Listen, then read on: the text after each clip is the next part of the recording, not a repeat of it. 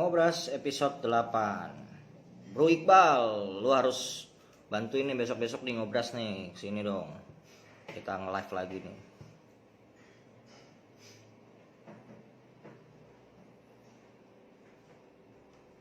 Oke guys, selamat malam semuanya. Kita sekarang ada di Ngobras episode ke-8. Hari ini kita mau ngobrol-ngobrol sama Om Delta Raharja dan Mbak Adel, Mbak Deliana Okta. Sedikit gue cerita dulu sebelum nungguin join. Om Delta adalah owner dari Mulia Special Effect, terus juga ada beliau juga kebetulan ketua umum dari Business Forum, komunitas Business Forum Event Runner Indonesia. Terus kemudian Mbak Delia Okta adalah owner dari Konsep Organizer sekaligus salah satu pelopor dari komunitas UMKM terbesar di Indonesia. Itu ada Tangan di Atas, komunitasnya namanya. Halo, thank you semua yang udah join. Alhamdulillah ya, baru live langsung banyak nih yang udah masuk. Terima kasih sudah join, sabar menunggu. Bahasannya cukup menarik hari ini karena kita akan bahas tentang peran dari bisnis forum atau komunitas atau WhatsApp group yang sekarang lagi tren di tengah masyarakat.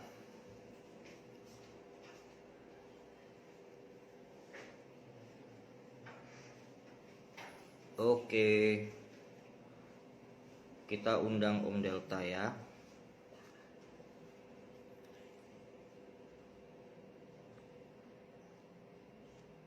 Bentar.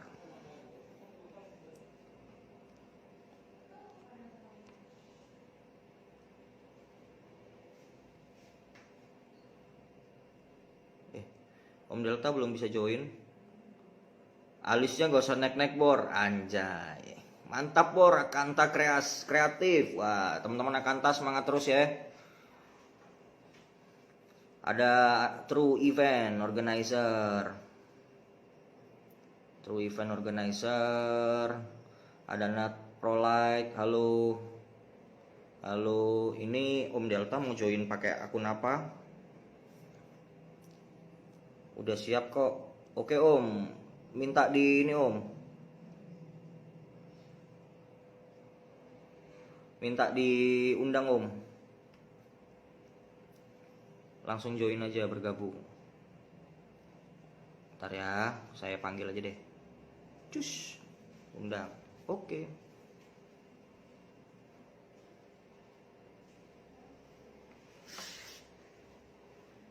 Event owner memerlukan Instagram versi terbaru agar bisa tergabung. Waduh, harus diupdate dulu Om pakai yang ini. Kayaknya harus pakai akunnya Om Delta deh. Ini nggak bisa join nih pakai ini, pakai event owner.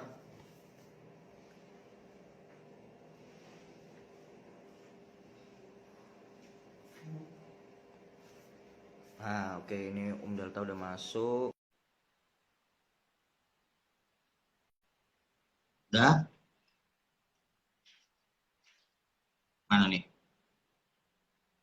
Nah, ini. Yoi, baru nih. Bersihin lah mukanya. Anjay, Umi-chan nih. Kopi mana kopi? Aduh, kirim dong endorse nih. Ntar gua endorse nih sambil goyang-goyang. Bigu ya. Suaraku sudah cukup jelas terdengar. Jelas jelas Om. Ini nungguin Ya, okay. nungguin Mbak Deli, nggak apa-apa kita sambil ngobrol aja Om. Karena Mbak Deli tadi baru kabarin ternyata dia nggak ngejam. Dia udah bilang wah udah jam 8 aja dia masih di jalan nih Om. Ya, nggak apa-apa. Itu. Gimana Om sekarang Om? Sehat Om? Alhamdulillah sehat. Alhamdulillah. Akhirnya datang juga nih ke Ngobras ya. Semoga Mas Jo dan tim semuanya sekeluarga, Mbak Rini, anak-anak semuanya sehat semuanya. Alhamdulillah. Ya. Semuanya lancar lah insya Allah. Ya, ini sehat. Yang Mm-mm. penting sehat dulu, kondisinya kayak gini, kita tahu bersama kondisinya cukup mengkhawatirkan Mm-mm. karena tingkat bed rumah sakitnya juga penuh terus, Iya, okupansinya sempat penuh terus. Kemarin banyak kejadian orang nggak dapat rumah sakit, nah, makanya semoga kita semuanya diberikan kesehatan ya, amin, untuk amin, di amin. tahun ini. Terus kemudian kan sehat dulu baru pekerjaan kan gitu ya. Iya, benar. Yang penting itu, yang penting kita sehat dulu. Ah, ini nih seru nih. Ini menarik karena kenapa gua akhirnya menghidupkan lagi ngobras ini. Jadi Siap. sedikit cerita karena situasinya adalah akhirnya kita harus mengalami situasi yang berat ya gitu. Artinya kita mengalami sekarang adalah gelombang kedua dari Betul, situasi yang betul. kemarin kita udah pernah alamin. So far sih mungkin untuk beberapa orang di dunia event nggak sesetres kemarin ya karena masih ada sedikit uang yang masuk dari yang kemarin kita sempat jalan lah gitu kan. Terus akhirnya Betul. bisa ada tabungan yang mungkin bisa untuk ngejagain dulu nih di gelombang kedua. Lebih stres yang kemarin sih menurut gue. Ah, kira-kira kalau ya itulah yang akhirnya terus mendasari kenapa gue akhirnya bikin ngobras ini karena gue pengen ngobrol nih sama semua stakeholder, nggak cuma owner gitu, tapi juga yang pekerja seninya sendiri kayak semalam itu sama Ando talent gitu kan. Apa Siap, pemain siap. pemain pemain musik gitu kan, nanti mungkin ada MC, ada stand up comedy segala macam gitu. Kalau dari lo sendiri Betul. waktu awal, kita agak flashback dikit waktu awal eh, tahun lalu COVID, karena ini sebenarnya kan kita belum sempat ngobrol banyak dengan kondisi live gini ya. Kira-kira waktu tahun lalu itu apa yang lo rasain pas pertama kali dapat kabar kita harus pandemi dan COVID gitu ya? Pertanyaannya bagus. Yang jelas nggak ada yang menyangka siapapun lah. Saya bilang siapapun ya, bukan hanya kita orang event ya yang sangat-sangat terdampak dalam hal ini. Tapi siapapun nggak ada yang menyangka bahwa kondisinya harus akhirnya pandemi itu masuk ke Indonesia. Lalu kemudian keluarlah keputusan dari Bapak Presiden bahwa menyatakan pandemi ini masuk di Indonesia secara resmi.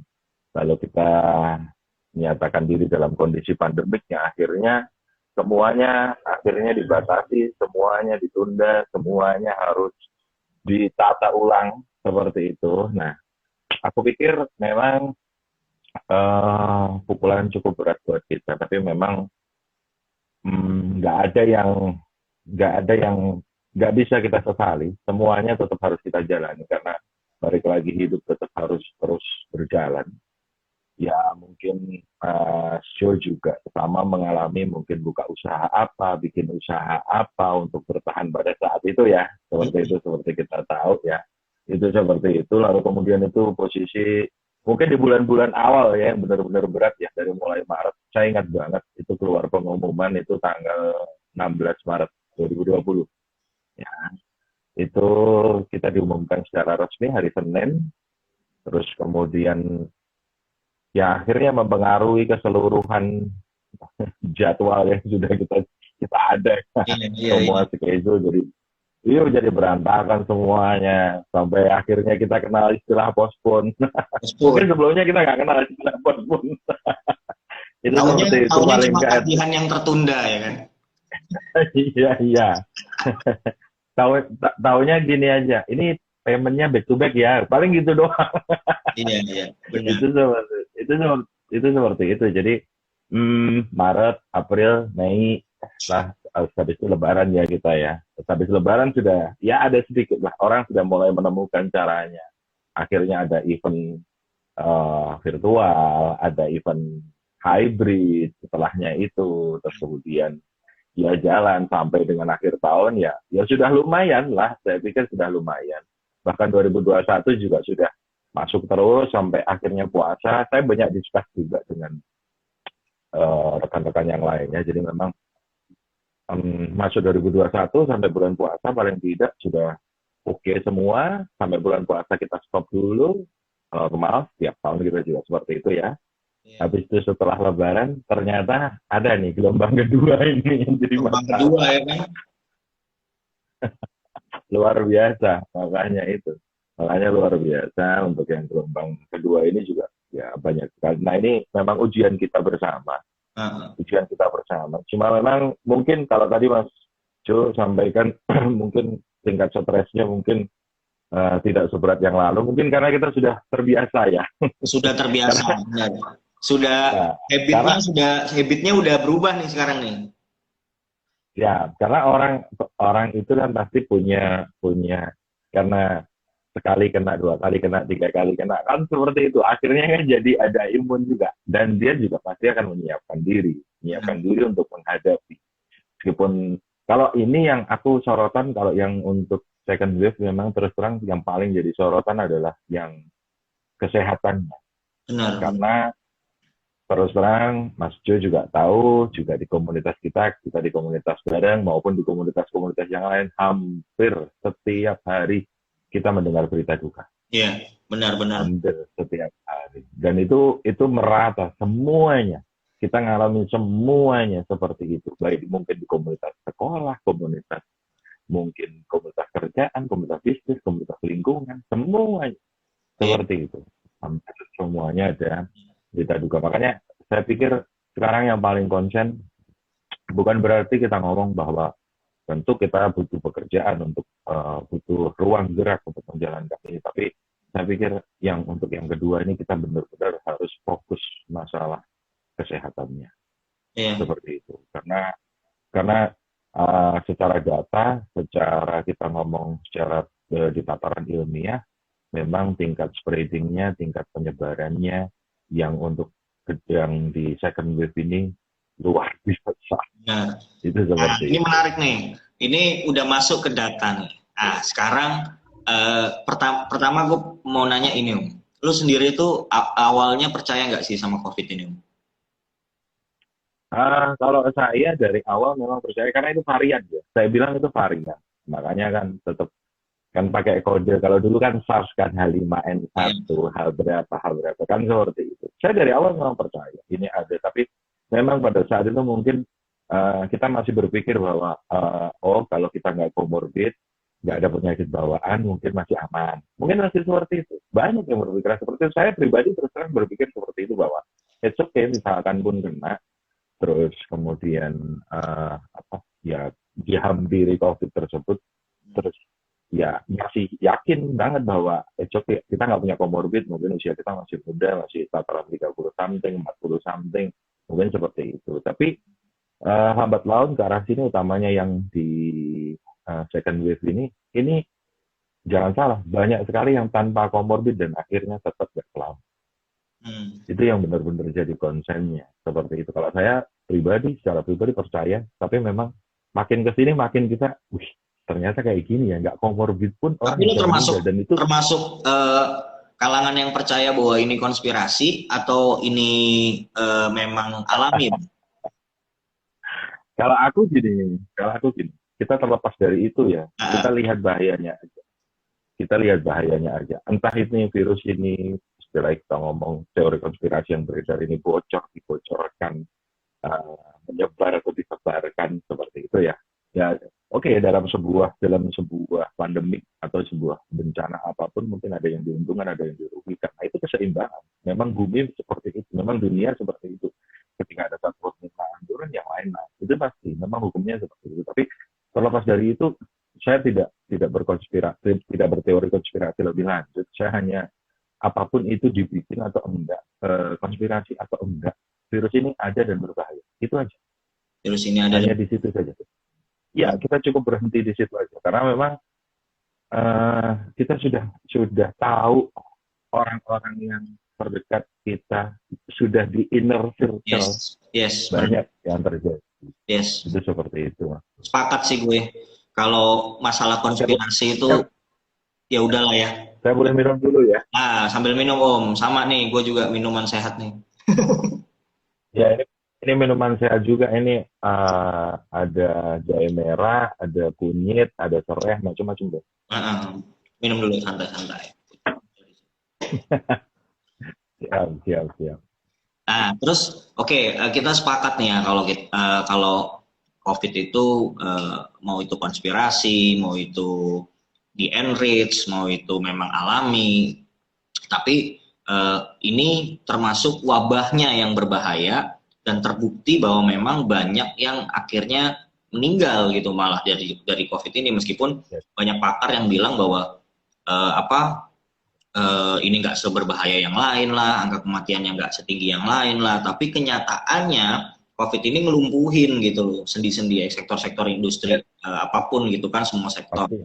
Apalagi yang paling terdampak sektor kita ya yang tersier, yang hiburan itu jadi kebutuhan yang terakhir. Nah, terus Ya. pada saat perjalanan COVID ini di tahun lalu, kita masih di flashback yang tahun lalu, itu untuk lo bertahan, lo ngelakuin apa aja, Om? Gini, kami mungkin cukup beruntung.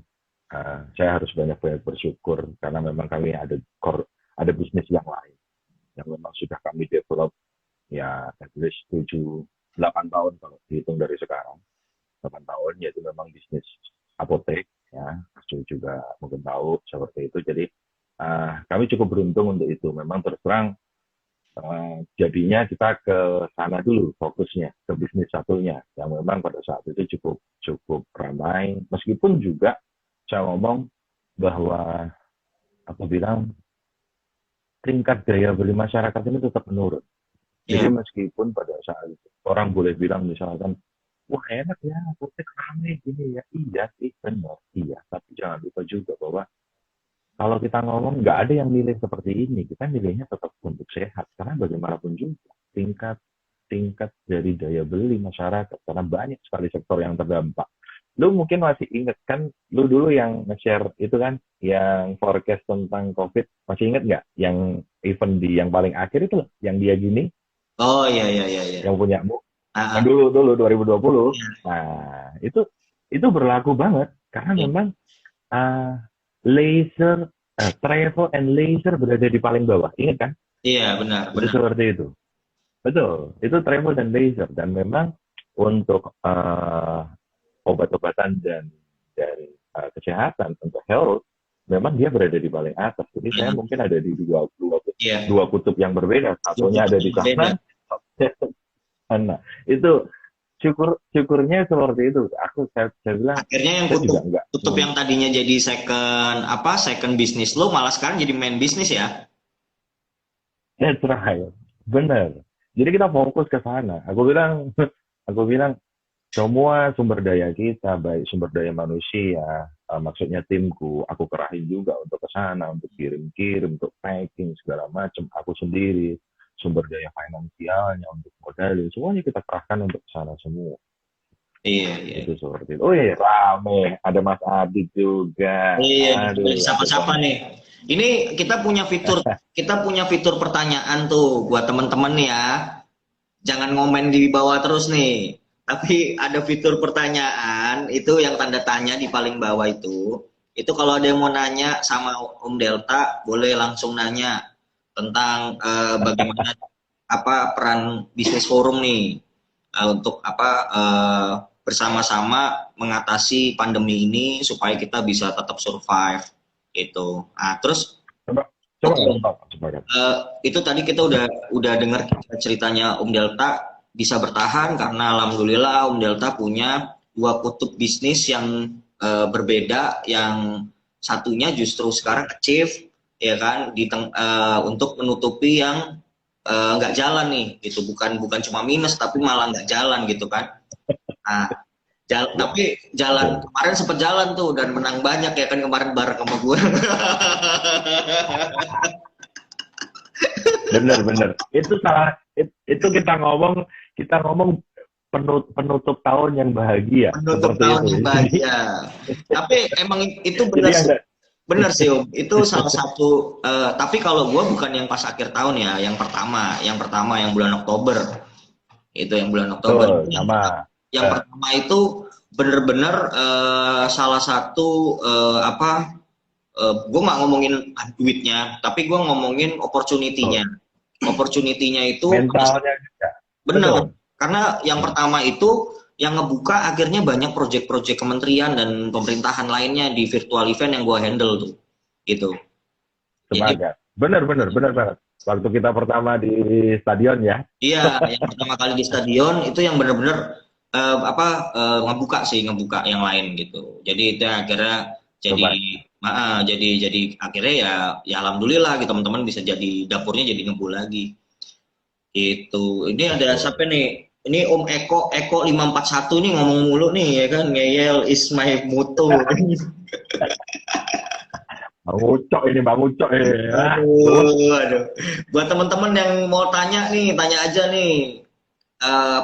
Mumpung kita bisa nge-live bareng di tengah kesibukannya Om Delta menghitung jumlah vitamin yang harus dikirim. Jadi Benar. jadi Jasinfo juga. Kerjaannya gitu. Iya, Makanya tuh saya tadi di video. Ya lanjut. Gimana? Ya, Jasinfo juga nih buat teman-teman. Om Delta tadi kan karena punya dua kutub yang berbeda, jadi memang juga sekarang lagi padat banget. Saya lihat statusnya juga lagi jalan banget kan, karena kondisi lagi ini ya kan. Nah, ini nih kayaknya kalau mau teman-teman mau ngajuin proposal kayak bisa nih Om Delta. Apalagi di akhir bulan ini ya, para owner kayaknya lagi pusing nih buat ngatur gajian. Makanya saya tadi di video call salah satu member, salah satu keluarga kita gitu. Lagi ngapain tuh? Ya biasa kita kan video call. Aku sampein kerjaanku sekarang hanya 2 sambil tiduran. Kenapa?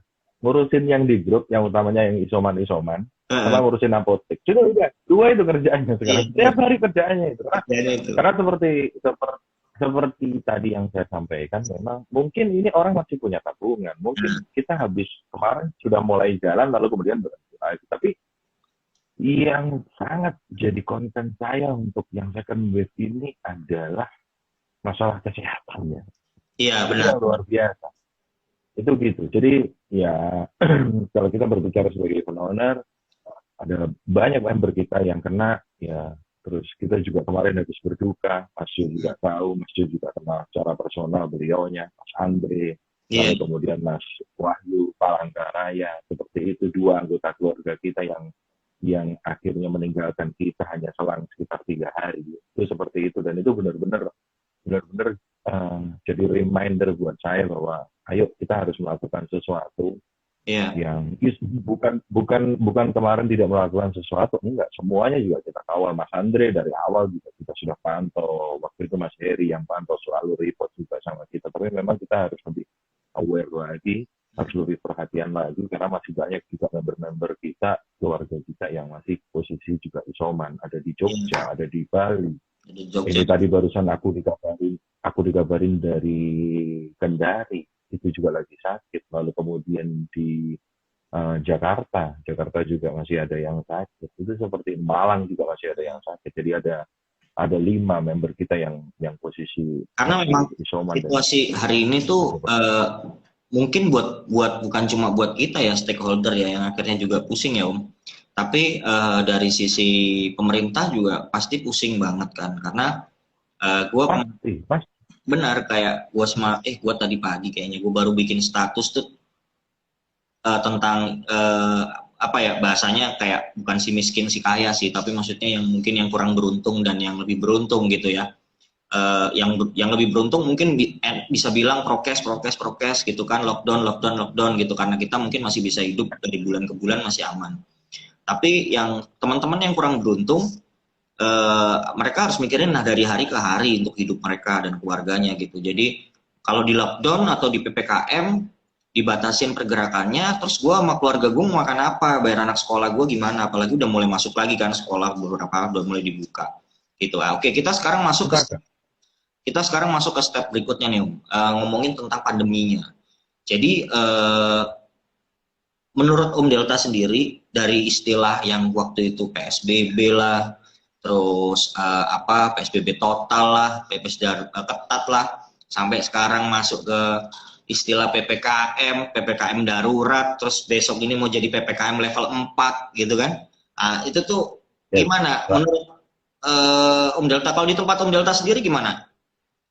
Udah zonanya apa? Kita kan Ya kita Jawa Bali kan, tetap 4 di sini posisi. Tetap Pak. Level 4. Tapi kalau secara Ya, kota, Om di Ponorogo kan ya Om? ya di Nah, Ponorogo. kalau Ponorogo masuknya zona apa Om di sana?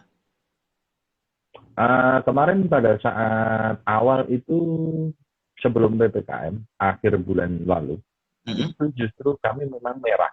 Jadi hanya ada 3 daerah di Jawa Timur yang kebetulan merah, Bangkalan, kemudian Ngawi, lalu kemudian Ponorogo. Itu sempat merah. Seperti itu. Saya juga masih ada event juga pada saat itu, sempat agak susah juga, tapi akhirnya bisa jalan. Sama anggota keluarga kita juga dari Ponorogo Mas level Riko. 1 tuh, Mas Blar. Ah, ini udah ada nih. Oh sekarang Aduh. sekarang IG bisa split 3 gini ya, baru tahu. Wih, gila lo. Kemana aja Om? Aduh. Perasaan bisa 4 deh bahkan. ASEAN ya? 4 bisa 4. Kok. Bisa. Apalagi kalau Ya. lo premium dong, asik. Kebanyakan ngitung vitamin, jadinya Ya, lo gini. Nggak tahu. kebanyakan imbus ya. Pusing lo kebanyakan duit kayaknya Om. Iya nih. Halo, Kayaknya gitu nih Mbak Pak Deli. Ketum nih. Halo Pak Ketum. Sehat ya? Sehat lah. Alhamdulillah. Alhamdulillah. Alhamdulillah.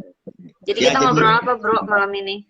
Ya, jadi guys ini udah tersambung juga dengan Mbak Deliana Okta. Mbak Adel gue manggilnya. Mbak Adel ini juga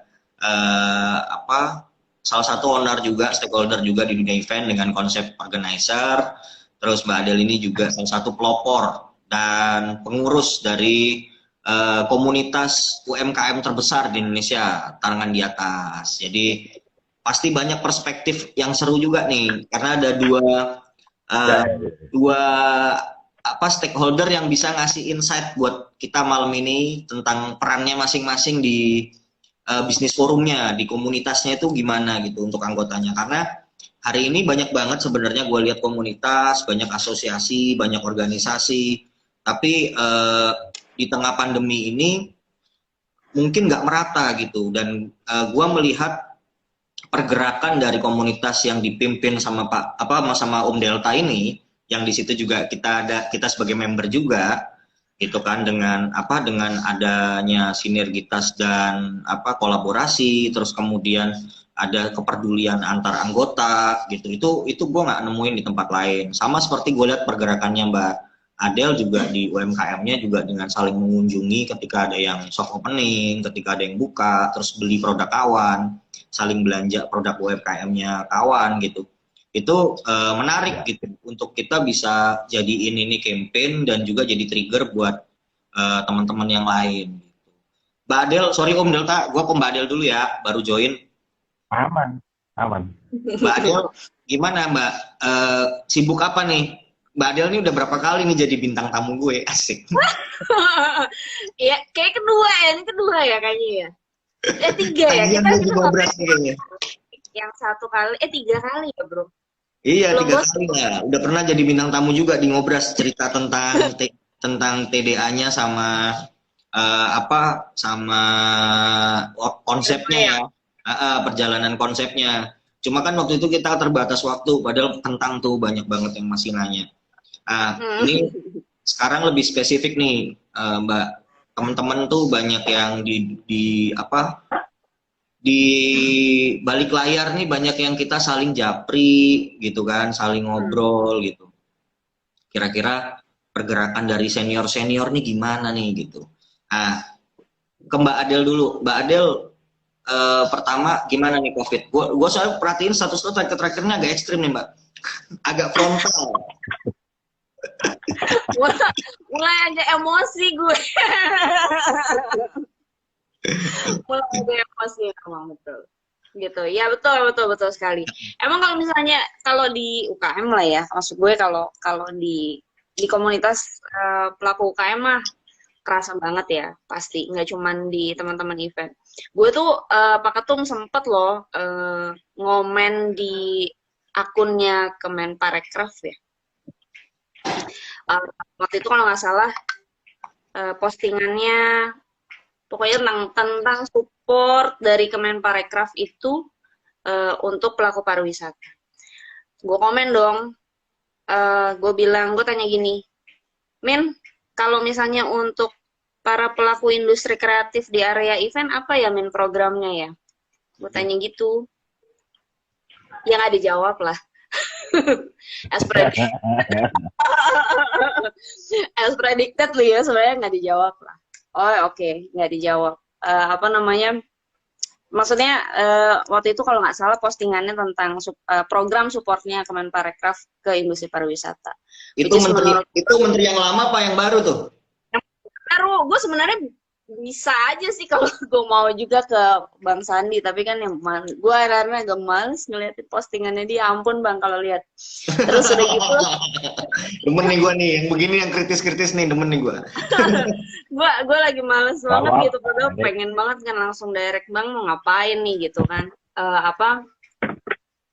Perasaan ya, maksud gue kayak gue komen ke lu gitu ya.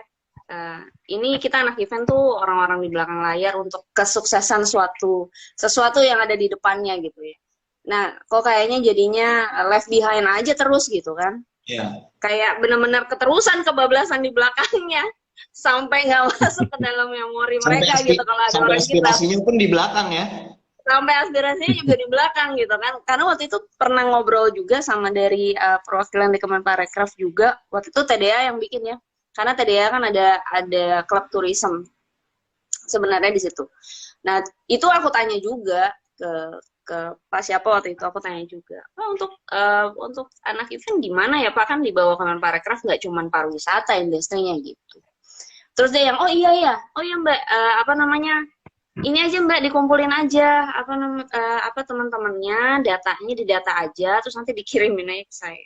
Kalau nggak salah waktu itu pernah ya gue ngomong juga di grup kita. Cuman ya intinya memang kalau di UKM as a whole industri banyak kok yang curhat lah. Udah bleeding sih, udah berdarah-darah banget. Iya. Walaupun banyak alternatif yang moda. Teman-teman kuliner dibantu Ojo pun tetap nggak ngangkat bro, kenyataannya tetap nggak ngangkat. Mau dibantu GF, mau dibantu Shopee Food, nggak ngangkat kok. Nggak semuanya keangkat. Tetap lebih banyak yang rontok. Jadi ya apa namanya, emang kalau dibilang apakah emang nggak nyari jalan keluar lain ya? Ya kayak gue gitu ya, bikin kurir itu kan bisnis COVID kan ya, yang gue cerita sama lo juga. Ini kan bisnis COVID. Basically, tadinya niatnya itu sebenarnya mau nyupport teman-teman yang di belakang kan, di belakang di belakang layarnya ya, teman-teman freelancer lah. Tapi ya kita orang event mau di switch menjadi kurir itu tetap aja nggak bisa. Bisa, iya benar. Nggak bisa men, tetap nggak bisa. Akhirnya niat gue untuk ngebikin gue pivot ke coba celah kurir. Yang ngisi tetap orang kurir. Mau yang tadinya mau nyupport tim gue sendiri itu nggak keangkat juga karena mereka nggak, ini gue nggak ngerti gitu, walaupun ada Gmaps ya capek lah ya, itu bukan akhirnya nggak solutif untuk tim gue sendiri yang freelance, walaupun gue coba bikin bisnis baru ya gitu ya. Ini belum gue sapa juga sih, belum gue tanya gimana nih painfulnya mereka gitu di gelombang di wave kedua gitu yang sekarang itu sih. Nah, terus wave kedua yang bikin kita kaget banget ya ini ya. Iya. Udah lumayan enak loh. Gue kemarin udah lumayan sedikit loh Om. Iya, lumayan kan? Ya Jo. Benar udah mulai dibuka ya. Kemarin gue sempat barengan sama Mbak Adel buat ngerjain project Pemda Depok kan di studio kan gitu webinaran. Jadi udah mulai gerak lagi, mulai jalan lagi gitu kan. Tiba-tiba ngerem. Tiba-tiba kita foto ciut gitu lagi kan. Aduh, ini gimana gitu kan. Iya. Tapi ini gue mau nanya nih buat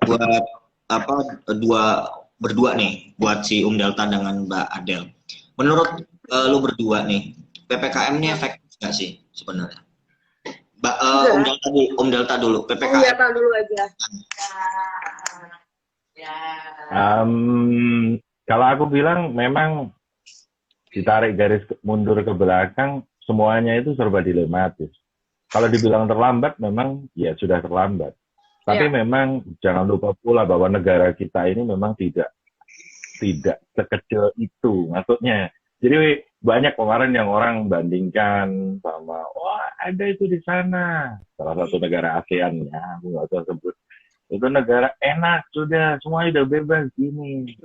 Aku bilang, ya karena penduduknya berapa, kita penduduknya berapa. Karena luasnya berapa, kita penduduknya berapa, luasnya berapa. Karena jauh sekali. Iya. Perbandingan negara kita ini jangan lupa. Indonesia ini negara keempat terbesar, penduduk terbesar di dunia. 270 juta something gitu loh. Lalu kemudian kamu membandingkan sama misalkan yang 5 juta atau bahkan yang hanya let's say kayak sebuah negara kecil di Asia Tenggara yang hanya 500.000 orang, ya jauh banget. Aku Iya, bilang apple to gitu. apple ya Om ya. Nggak apple to apple, Nggak apple satu to itu. apple. Lalu kemudian secara geografis juga bahwa kita ini adalah negara kepulauan, bukan berbasis daratan. Kalau negara berbasis daratan, maybe misalkan masalah oksigen gitu ya, mudah aja. Lu mau transportasi kemana, semuanya di darat semua. Benar. Sekarang contoh aja kalau misalkan kita ngomong, yang satu ini ada penderita butuh oksigen, misalkan kita ngomong di Papua gitu, atau di Aceh sana, atau mungkin di Kalimantan, di Sulawesi, yang mungkin tidak semuanya titik ada tempat pengisian oksigen, ya susah juga, aku Benar. bilang. Seperti Dan itu. Makanya aku bilang kalau efektif atau enggak, balik lagi ke pertanyaan efektif atau enggak, kalau aku bilang memang ini sudah terlambat, tapi ya mau tidak mau memang itulah yang bisa dijalankan pemerintah. Pemerintah juga pasti akan mencari solusi sambil menunggu kita ngomong herd immunity. Kemarin ada perbincangan sama rekan yang ya istilahnya kita ngomong ekstrimnya itu, sorry, tanpa bermaksud menyinggung atau tidak empati pada yang telah mendahului kita dalam posisi COVID ini. Ketika posisi sekarang banyak sekali yang COVID ini, itu justru memang juga mempercepat herd immunity juga. Karena memang dia sudah keserang duluan ya. Itu seperti itu. Ditambah lagi program vaksinasi. Mas Jo juga tahu, Mbak Del juga tahu, kita kan bekerja sama lintas grup ya. Kemarin lintas grup dengan Aperti, dengan RMI, dengan RI, dengan Ipendo, lalu kemudian dengan HDII, ya itu yang besok mau dijalankan. Jadi Sabtu, Minggu, Senin itu kan berjalan di JTC. Syukur alhamdulillah malam ini tadi sudah 1.800 something. Padahal target awal kita cuma 1.000 yang dari kita.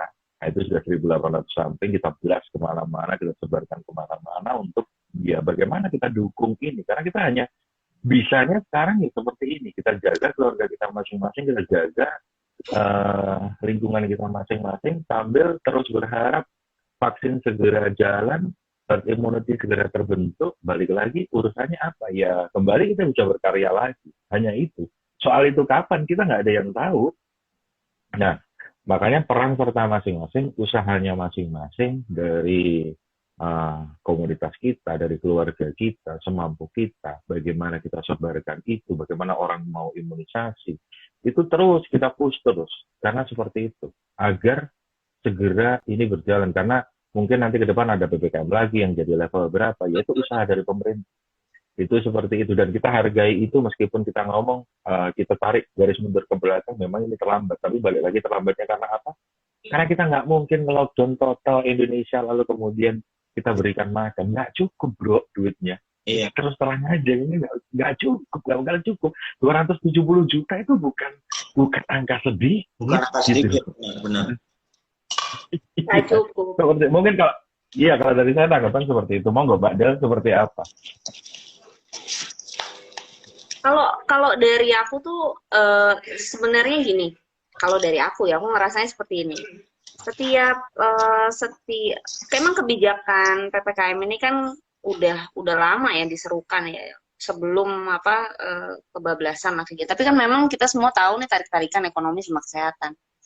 Tarik-tarikan ya dua-duanya. Ekonomi, kesehatan, tarik-tarikan, pendidikan udah kompleks banget memang. Jadi kalau ngomongin si case COVID ini memang ke sana, ke kiri, ke kanan, ke depan, ke belakang lah gitu ya, yang sebenarnya mesti diajakin berpikir banyak. Cuman aku memang sendiri kayak kemarin tuh ngobrol gitu ya sama anak-anak di kantor sendiri. aku sempat bertanya-tanya gitu ya, eh, masa iya sih di pemerintahan kita gitu ya, itu tidak ada koordinasi antara semua menteri-menteri yang sebenarnya akan terimpak gitu ya. Karena kan banyak aja kan, nggak cuman Lord doang gitu ya, dan nggak cuman Bu Sri, definitely nggak cuman Menteri Kesehatan, karena impactnya kemana-mana. Sebenarnya yang Right. kita questioning aja gitu. Dan itu mempengaruhi kementerian lain dan anggaran dari kementerian lain untuk event. Ya, kira-kira seperti itulah ya. Jadi suka bertanya-tanya, ini apa mereka nggak ada satu rapat yang bareng grande gitu, grande meeting semua yang terlibat. Terus bikin satu bahasa yang ketok palunya tuh bareng, supaya nggak ada yang menteri ini keluarnya begini, yang menteri ini keluarnya begitu kan gitu ya. Sebenarnya ego sektoral. Kenapa? Iya, akhirnya, nah itu yang menjadi pertanyaan. Membuat kita flashback dulu ya, ingat banget gue akhirnya menjadi flashback pada zaman era Pak Harto, di mana ada Pak Harmoko di situ. Udah, dia aja yang ngomong apapun yang terjadi, gimana kondisinya, keputusan apa, ya dia aja yang ngomong. Jadi center banget. Kita tuh menurut gue di sekarang ini yang krisis itu itunya sih, figur senternya itu yang buat gue nggak ketemu ini actually siapa gitu. Dan itu jujur menurut gue sangat mempengaruhi dengan persepsi masyarakat dan keputusan mereka untuk ikut vaksin, percaya atau tidak terhadap COVID gitu ya. Betul. Iya, itu jadi terganggu. Mereka akhirnya ini actually mana yang benar. Sampai gue sempat bertanya-tanya, kenapa ya hoax-hoax yang udah ada di WhatsApp itu segala macamnya, yang ngebikin resah kita, orang-orang di sekeliling kita, masyarakat, itu nggak dihajar gitu ya sama satu campaign yang gede dari government, actually gitu. Apakah emang istana nggak punya orang quote-unquote apa sih kalau di corporate tuh, corporate communication kan, kalau kita di swasta kan ada orang korkom ya nggak sih, Pak Ketum ya nggak, yang dimana itu satu itu harus ada yang grandenya gitu, yang keluar dari istana, siapa juru bicara.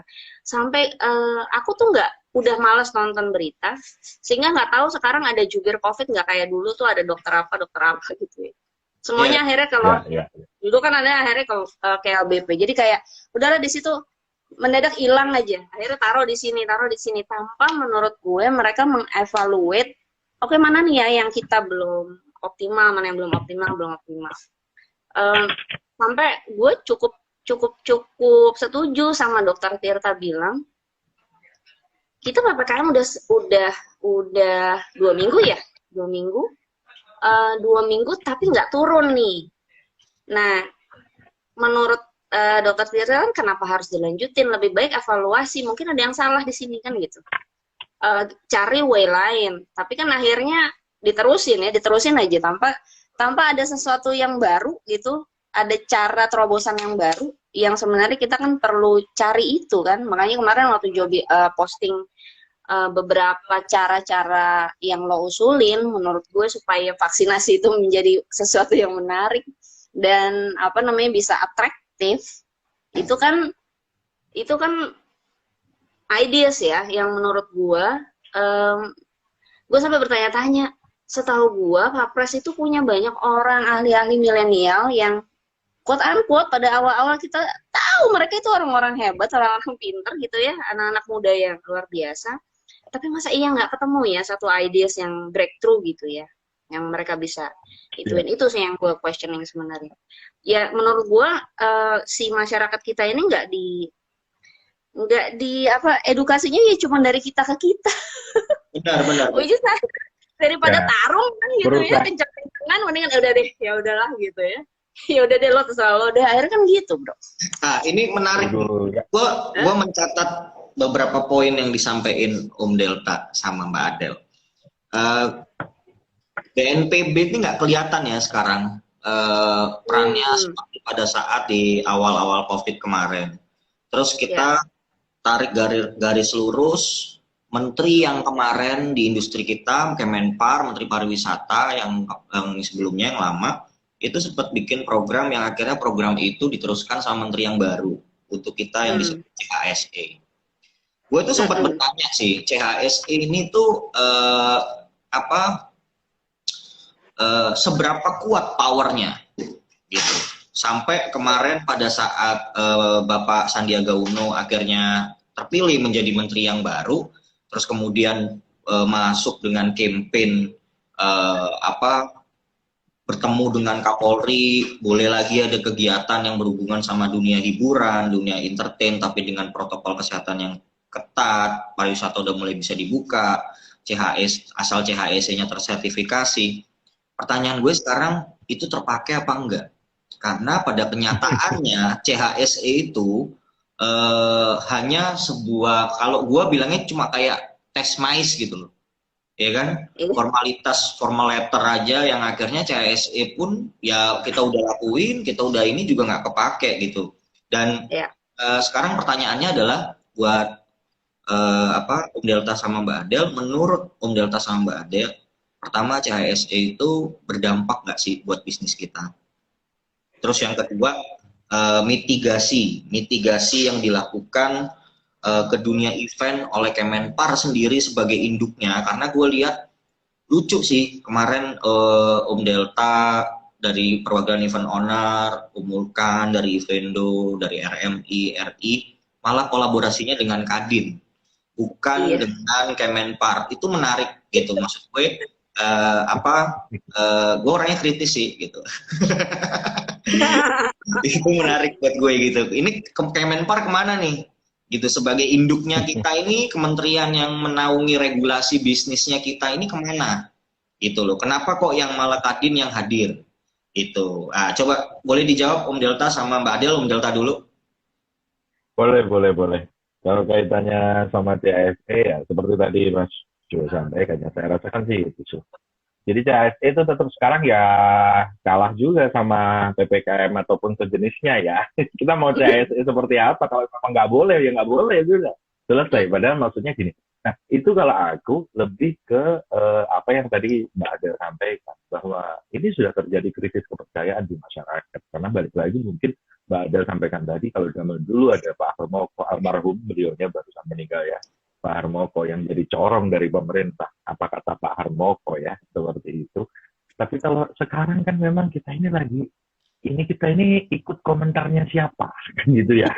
Jadi kadang menteri doorstop gitu, dicegat sama wartawan, lalu kemudian keluarkan statement, ternyata berapa hari diralat. Iya, diklarifikasi. Kan gini Pak, maksudnya gini, kita ini melihat menteri, presiden, semua perangkatnya, sampai dengan kita ngomong gubernur, wali kota, semuanya. Ini pejabat publik, Pak. Bahwa kita ini apa yang mereka katakan, namanya itu follow the leader ya. Kita ikut sama pimpinan kita. Kalau memang A ya ayo Pak, memang A, B ya B, ayo Pak. Satunya ngomong A, satunya ngomong B, satunya ngomong boleh, satunya ngomong enggak. Ini yang jadi distraksi, ini yang jadi kebingungan di tengah masyarakat. Yang akhirnya ini saya kasih contoh, bahwa ada orang nggak pakai masker bukan karena tidak takut COVID, tapi karena dia denial dengan pemerintah. Itu ada. Ya, ada. Jadi dia ngerasa, aku takut COVID, aku tahu COVID itu ada, tapi aku memang nggak mau pakai masker. Kamu kalau aku nggak pakai masker, kenapa emang? Itu seperti itu ada di masyarakat kita. Disitulah menunjukkan. Tadi menyambung dari Mbak Adel tadi yang Mbak Adel sampaikan, bahwa disitulah krisis kepercayaan itu sudah ada sekarang. Nah ini kalau diterusin, maksudnya dalam kondisi kayak gini, ini kita ngomong ya, naudzubillahi min dzalik, jangan sampai ya. Tapi gesekan itu sudah mulai ada loh. Banget. Ya, kemarin Bandung sudah sempat demo. Surabaya insiden-insiden kecil sudah. Medan Lampung sudah. Udah. Ada insiden-insiden seperti itu. Nah, maksudnya mungkin kalau kita berkaca mungkin di tahun 98 ya. Semuanya itu ya mulai dari kecil-kecil sampai akhirnya kita ngomong sampai sebesar itu. Nah, yang dikhawatirkan, kalau aku pribadi terus terang ya, kita ini nggak ingin negara ini ada kerusuhan ataupun chaos seperti apa. Tapi kita harus benar-benar membuka mata bahwa ketidakpercayaan akhirnya masyarakat terhadap negara itu hal yang sangat-sangat membahayakan. Aku bilang. Betul. Itu, kalau pendapatku seperti itu Mas Ju. Makanya aku bilang, mungkin pemerintah ini memang, ya tadi Mbak Ada sampaikan menterinya ini ngomong ini, menterinya sana ngomong sana, yang ini ngomong ini, besoknya ngomong lainnya lagi. Nah, itu saya bilang adalah ego sektoral, karena ego sektoral itu memang ada. Nah, Betul. ego sektoral itu bisa diredam dengan apa? Dengan leadership yang baik. Karena memang ya harus disatukan ini. Sama presiden, lu duduk semua, nggak usah yang ngomong satu ini, yang lain semuanya Yes. tutup mulut. Semua statement dari pemerintah lewat satu corong. Kayaknya seperti itu. Kayak kita dulu zaman Orde Baru ya Mbak ya. Ya, ya. Kan seperti itu. Nggak semuanya Nah, orba jadi- itu jelas loh. Pasti masih ada kok yang cara-cara bener. Sepakat. Makanya itu. Karena kita ngomong gini, bahwa kita ini di Indonesia bahwa belum bisa full total kita ngomong semuanya kebebasan berpendapat. Nggak bisa saya ngomong. Bahwa kita ini memang harus tetap, ya namanya kita ngomong negara berkembang ya, kita ngomong cara-cara represif, cara-cara lebih ketat, cara-cara lebih kencing, cara-cara lebih straight, lebih lurus, itu memang masih diperlukan di sini. Nggak bisa. Kalau kita dibiarkan orang semuanya mengeluarkan statement, ngeluarin statement, besok. Lah kita ini rakyatnya ini yang percaya ke siapa? Gitu. Ya, jadi pada bingung. Bingung. Jadi bingung. Terus sorry Madel, gue dalemin dulu Om Delta nih, gue kejar. Oke, berarti CHSE sendiri artinya tidak bisa membuat rekomendasi. Kalau bahasa gue, tidak bisa membuat rekomendasi untuk akhirnya permit itu turun, karena ada aturan, ada regulasi yang lebih besar yang yang harus dikeluarkan pemerintah. Akhirnya kan gitu. Nah, terus mitigasinya sendiri untuk dunia event gimana? Gue melihat kayak dulu gue pernah sharing kan sama lo ya Om ya. Artinya bahwa event owner sendiri itu secara declare kita udah sepakat bahwa kita bukan organisasi atau asosiasi. Tapi gue nyebutnya adalah bisnis forum gitu kan. Artinya di sini adalah berkumpulnya para stakeholder yang sebenarnya secara kekuatan politik atau kekuatan ekonomi itu besar karena ada banyak transaksi miliaran yang dilakuin sama para owner di dalam grup event owner itu dalam proyeknya masing-masing gitu. Masa sih gitu loh, kita nggak didengar, kita nggak bisa bersuara untuk regulasinya kita sendiri sehingga mitigasi ke beberapa pelaku industri kreatif itu jelas gitu loh. Dari sisi aturan, terus kemudian dari sisi perlindungan, sampai dengan dari sisi apa nih yang bisa teman-teman dunia event ini lakukan untuk ikut sumbangsi dalam gerakan pandemi ini gitu loh, gerakan yang pemerintah lagi gebu-gebukan, misalnya pakai masker ya kan, misalnya olahraga, misalnya vaksinasi ya.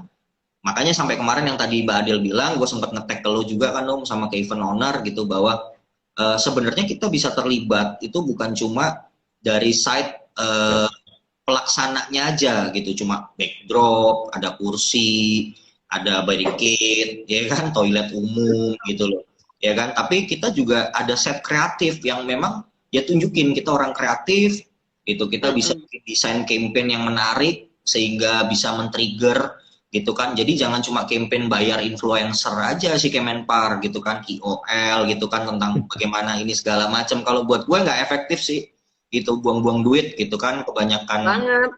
Iya, kebanyakan orang dalam kalau gue bilang.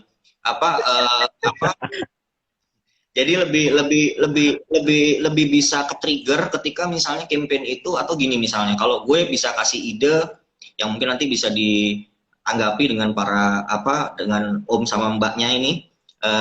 Misalnya nih, kita bikin vaksinasinya jangan di JCC dong, bikin vaksinasinya ya di Ragunan, biar pariwisatanya juga kelihatan, ya kan gitu loh, ada daya tarik di situ. Bikinnya di Ancol, ya kan gitu. Jadi wisatanya tetap gerak, dan terus di situ juga bikin juga kegiatan yang berhubungan sama seni gitu kan, sehingga teman-teman ini juga bisa ikut vaksinasi, ikut kampanyenya juga, dan kita juga dapat income gitu loh. Karena situasi hari ini kan juga semuanya kalau gue bilang it's not fair ya gitu untuk industrinya kita. Dan kita dan kita pun sepakat bahwa sama-sama dari kita itu banyak yang nyelamatin diri kita masing-masing akhirnya kan gitu loh. Jadi Ya. gimana nih kalau kalau dari Om Delta sendiri mitigasi dunia event yang berhubungan sama Kemenpar ini tentang hal-hal yang seperti itu nih apa nih anggapan Om Delta? Betul, betul, betul. Aku kemarin juga sudah baca yang di tag sama Joe itu, aku udah baca. Memang itu breakthrough ya. Aku bilang itu breakthrough. Aku bilang pemikiran-pemikiran. Nah, hal-hal yang seperti itulah yang sebenarnya kita perlukan juga tentu. Iya. Memang kita nggak bisa bergerak sendiri. Makanya sekarang, mungkin dulu kalau kita ngomong di event owner itu lebih ke internal ke dalam ya, pembenahan internal ke dalam. Lalu kemudian kalau sekarang ini kan mengingat dengan kondisi kayak gini juga, akhirnya kita juga bareng-bareng nih sama RT, sama RMI, sama Evendo yang tadi udah saya sebutin, sama Aperti, sama HDI. Itu kita juga akhirnya kita duduk bareng nih, gitu loh. Akhirnya kita duduk bareng, ayo seperti apa? Ayo kayak gimana? Itu memang ada sebuah grup yang dibentuk yang memang satu grup hanya perwakilan hanya 2 orang. Kebetulan saya sama sekjen yang ada di sana sama Mas Denny. Kita tukar-tukar ide, kita sharing-sharing, kita ada sesi Zoom juga.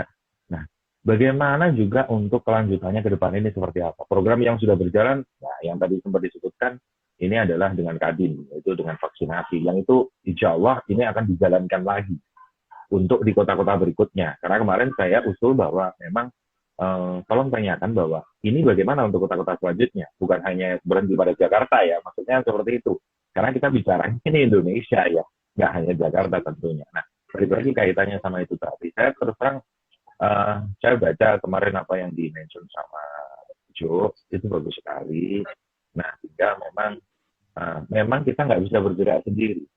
Di owner misalkan atau RT atau RMI atau event atau semuanya, memang kita nggak bisa bergerak sendiri-sendiri. Kalau bergerak sendiri-sendiri tentu sporadis. Jadinya memang kita harus gerakan bersama, bareng-bareng, duduk bareng, mungkin pimpinan-pimpinan atau ketua-ketuanya grup kemudian duduk bareng, lalu kemudian ayo ini seperti apa? Ya, Kita benar. singkirkan dulu ego dari masing-masing, ya. Jadi ego kita tentu setiap grup, setiap kita ngomong komunitas itu punya ego masing-masing, punya ciri masing-masing, punya tatanan masing-masing. Tapi kita singkirkan dulu, kita taruh dulu itu. Kita taruh dulu, kita berbicara untuk kepentingan yang lebih besar. Kepentingan lebih besarnya apa? Ya bagaimana dunia industri kreatif event ini bisa kembali berjalan. Itu aja. Tinggalkan semua dulu. Makanya saya terima kasih Mas Yo sudah banyak menulis seperti itu. Tentu itu nanti mungkin kita mungkin ini kalau secara waktu mungkin nggak cukup ya di sini. Kita mungkin nanti diskus selanjutnya, kita pendalaman selanjutnya. Mungkin nanti saya juga minta bantuan sama Mas Yo. Bagaimana nanti kita bisa duduk bareng, karena aku bilang ini bukan kita bicara event owner, kita bicara RI, bicara RMI, bicara event, bicara backstager, apapun bukan. Tapi ini bicara kita harus semua. Ya. Duduk bareng, singkirkan ego dulu, singkirkan kepentingan masing-masing dulu untuk kepentingan kita bersama. Benar. Toh kalau ini kita ngomong Indonesia ini segera sehat, semuanya segera baik, event itu pasti datang, nggak mungkin enggak. Dan nggak mungkin hanya, sekali lagi, dicatat aja, nggak mungkin hanya diambil oleh salah satu grup. Itu nggak mungkin. Indonesia itu terlalu besar kalau cuma buat dimakan sendiri. Nggak mungkin. Gitu. Semuanya pasti kebahagiaan. Mungkin itu dari saya ya. Makanya mungkin nanti next selanjutnya kita mungkin bisa discuss ya Mas Ju ya. Saya ingin pendalaman lebih seperti apa konsepnya Mas Ju. Mungkin nanti bisa saya bawa ke forum dari ketua-ketua yang ada di situ. Ini loh, ada ide seperti ini loh, ada ide seperti ini loh. Ayo kita godok, seperti apa? Syaratnya itu tadi, kita singkirkan dulu itu masing-masing. Benar. Biar apa? Indonesia ini cukup. Kalau Indonesia sehat, event pasti jalan, nggak mungkin nggak, sudah. Benar. Dan menurut gue itu kita cukup yang paling tertib ya sebenarnya dengan prokes, termasuk kita ngelihat teman-teman event itu banyak yang menyelenggarakan event itu semuanya prokes gitu. Kita taat banget sama prokes karena kita pun juga nggak mau pulang dari event itu bawa penyakit buat yang di rumah, dan kita udah banyak kehilangan teman-teman di dunia event gitu. Jadi memang yaitu poin yang pertama adalah memang harus IO sih yang jalanin vaksinasi karena supaya nggak ada klaster ya. Gitu kan banyak kemarin yang bilang klaster gini-gini ya mungkin Iya, kan. iya klaster Kluster vaksin. Nah ini Mas Cahyo ini, Mas Cahyo ya Mas Ayo ini timnya Mas berpendapat Boy. kan, pasal kerumunan ya itulah karena nggak pakai IO sih ya kan mungkin kalau pakai IO lebih diorganize namanya juga IO. Nah vaksinasi Iya. itu adalah bagian dari event gitu kan Iya. sama aja kayak anggaplah kayak kita bikin event family gathering corporate standar ya kan selalu ada donor darah mungkin ada apa itu kan semua IO sudah set gitu blockingnya areanya gitu kan. Jadi flow-nya seperti apa, masuknya registrasinya seperti apa, sampai dia akhirnya selesai dari situ bagaimana. Itu kan udah standar kerjanya kita, makanan kita hari-hari gitu loh. Kenapa nggak itu diberikan ke IO, terus kemudian IO juga akhirnya bisa berkolaborasi dengan banyak rental, dengan banyak manpower, dengan banyak talent gitu kan, untuk membuat konsep campaign kreatif yang juga melibatkan yang lain. Jadi campaignnya dapat, terus vaksinasinya juga berjalan tetap sesuai objektifnya. Dan ingat bahwa orang hari ini bukan cuma butuh kesehatan fisik, tapi juga mental, butuh kesehatan pikiran gitu kan. Nah, hiburan itu adalah salah satu gitu yang bisa membuat orang-orang yang divaksinasi itu nggak takut jarum suntik gitu karena banyak yang datang, gue tanya teman-teman gue yang kemarin jalanin program vaksinasi itu udah tinggal ditusuk doang tapi nggak jadi karena pas ditensi darahnya naik, tensinya naik. Kenapa? Karena stres ngelihat jarum suntik. Ada yang pingsan, ada yang pingsan karena takut kan gitu. Jadi kalau coba ada stand up komedi gitu misalnya di sini ada Om Jimmy, ada Om Gio, ya kan? Om Gio nih misalnya nyumbang cak lontong gitu, ya kan? Terus Cak Lontong bilang, udahlah ngapain takut jarum suntik, orang korupsi aja berani kok. Misalnya kayak gitu ya kan bisa tuh, gitu kan.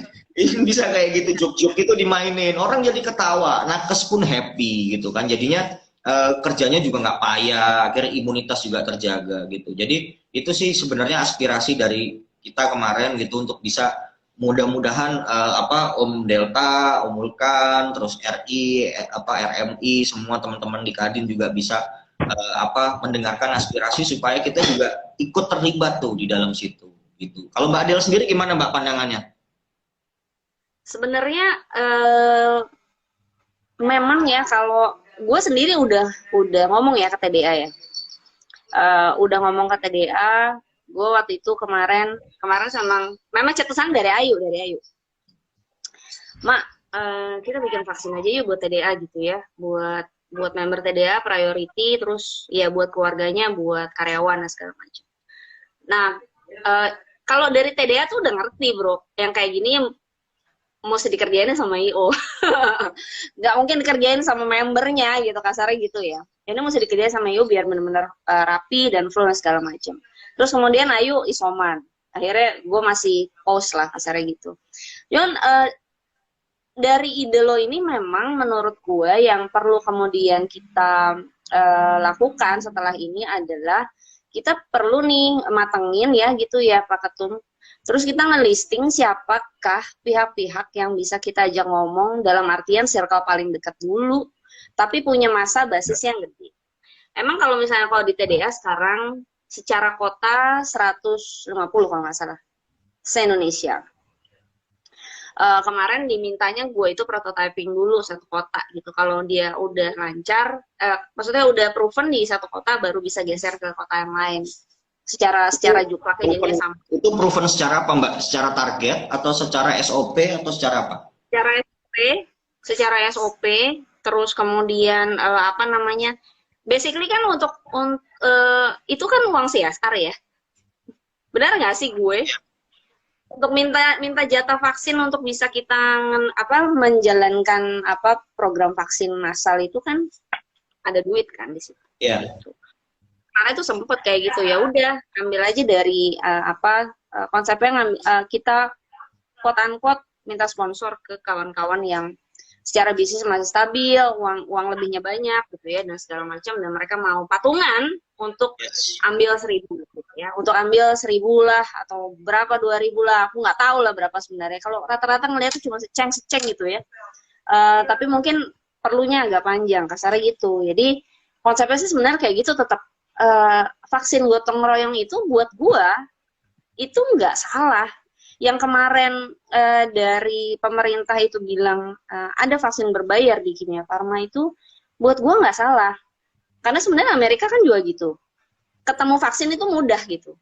Ya kalau misalnya kita kepengen supaya vaksin ini bisa mudah didapatkan sama masyarakat, berarti kan konsepnya adalah nggak ngantri banyak dong gitu ya, nggak ngantri banyak, yang ngerjain juga banyak, yang ngebuka akses juga banyak gitu. Nah gue kemarin bilang, lah biarin aja sih itu berbayar, gue bilang gitu. Karena orang-orang tajirun, sultan-sultana, ya kalau mereka bisa nggak ngantri ngapain gitu kan?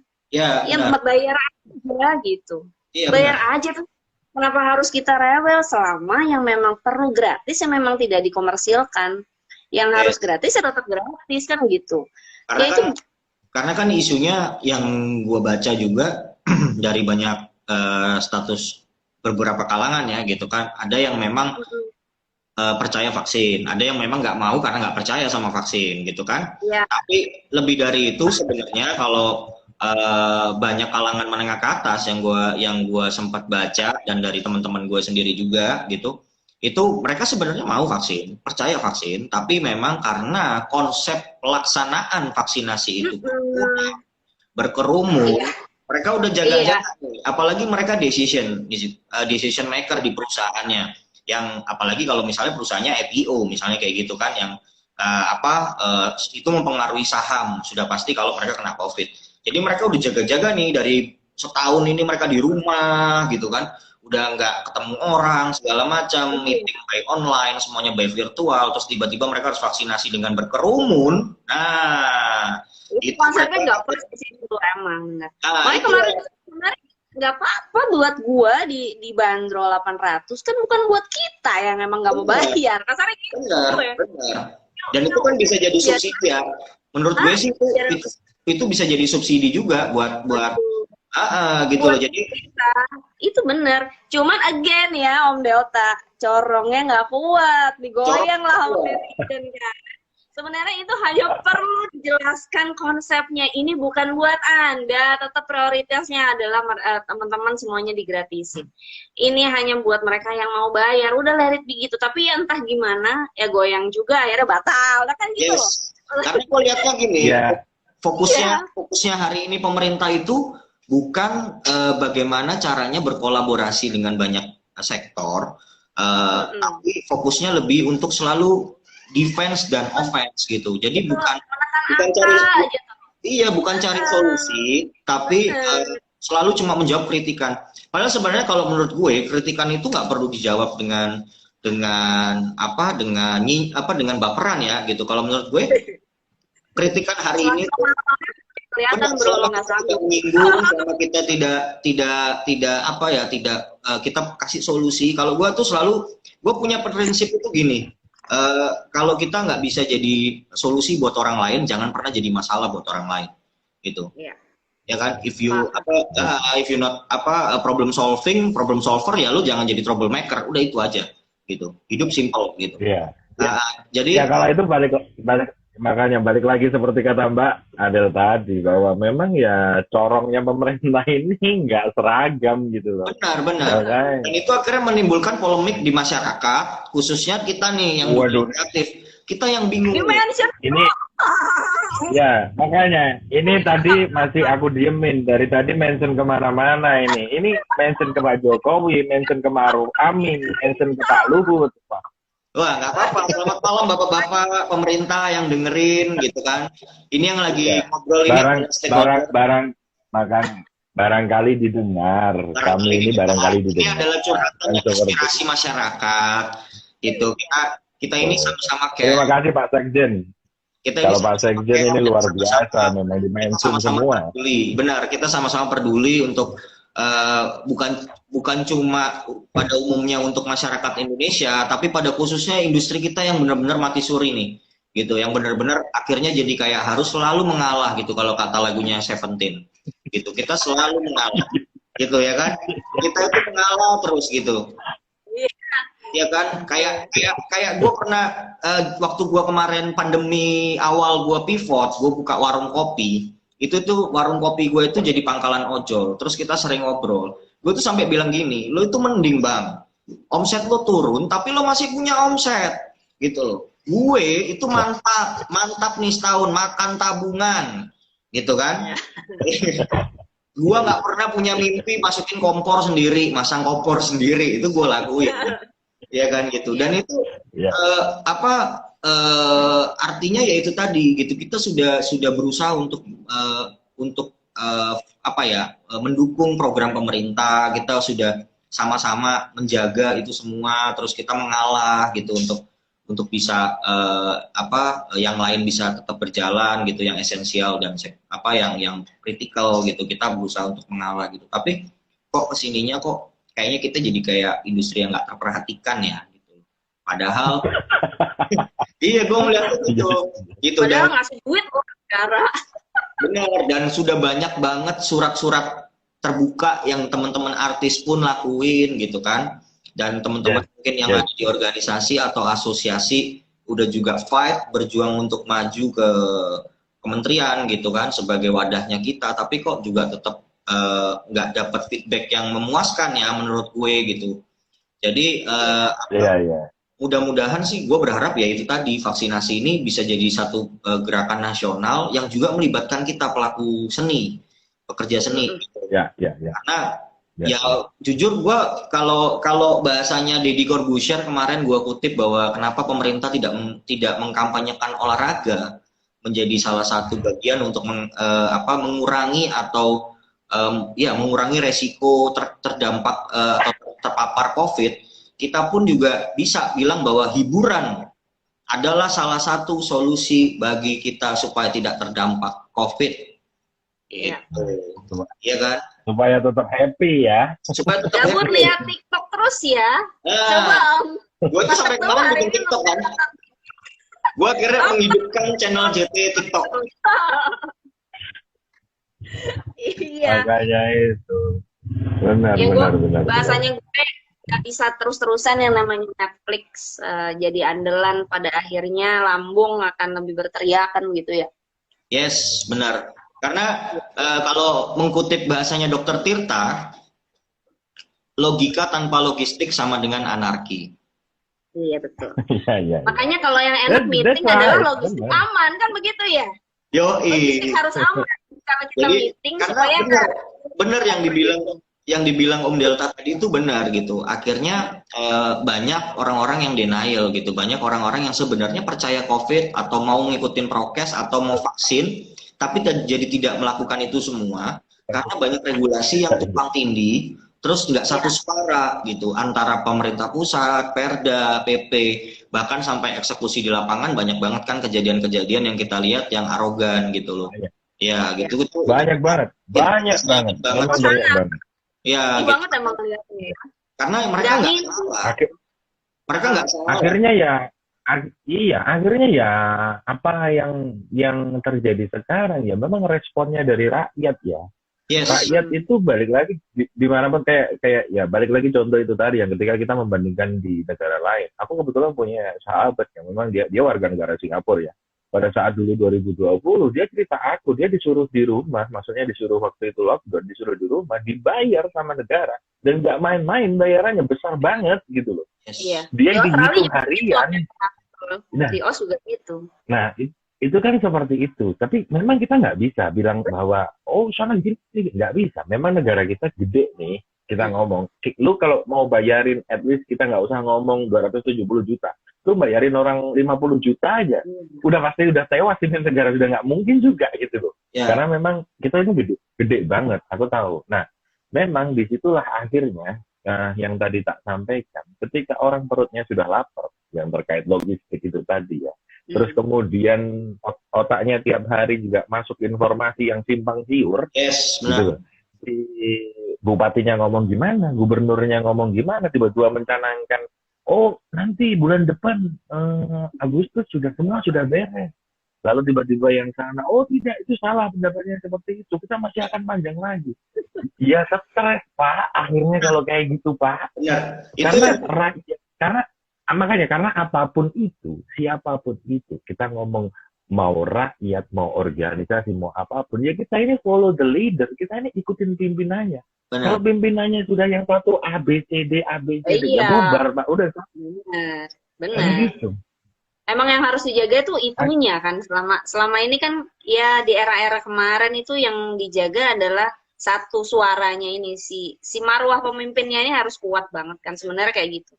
Mau di organisasi manapun yang kecil juga kalau ya di perusahaan juga kalau leadernya lemah ya udah ambiar kan kasarnya kayak gitu kan. Itu makanya Ambiar itu semua. ambiar semua yang disayangkan sebenarnya itu. Gue tadi mau ngomong sesuatu sebenarnya nih Jo. Apa Balik tuh? lagi tadi apa? Oh ya tadi balik ke apa actionnya setelah ini, gue rasa memang perlu ada. Ya entah dari mana kita coba mendekati ke pihak-pihak yang bisa membuka gitu ya, supaya kita bisa kasih tahu begini loh kalau mau gimana kalau kita coba cara vaksinasi dengan cara yang lebih apik lah gitu ya, yang lebih jelas. Vaksinasi tapi happy. Iya, gitu. Epic dan segala macam gitu ya. Jadi itu kayaknya memang perlu segera kita coba aktualisasikan mungkin ya Pak Ketum ya.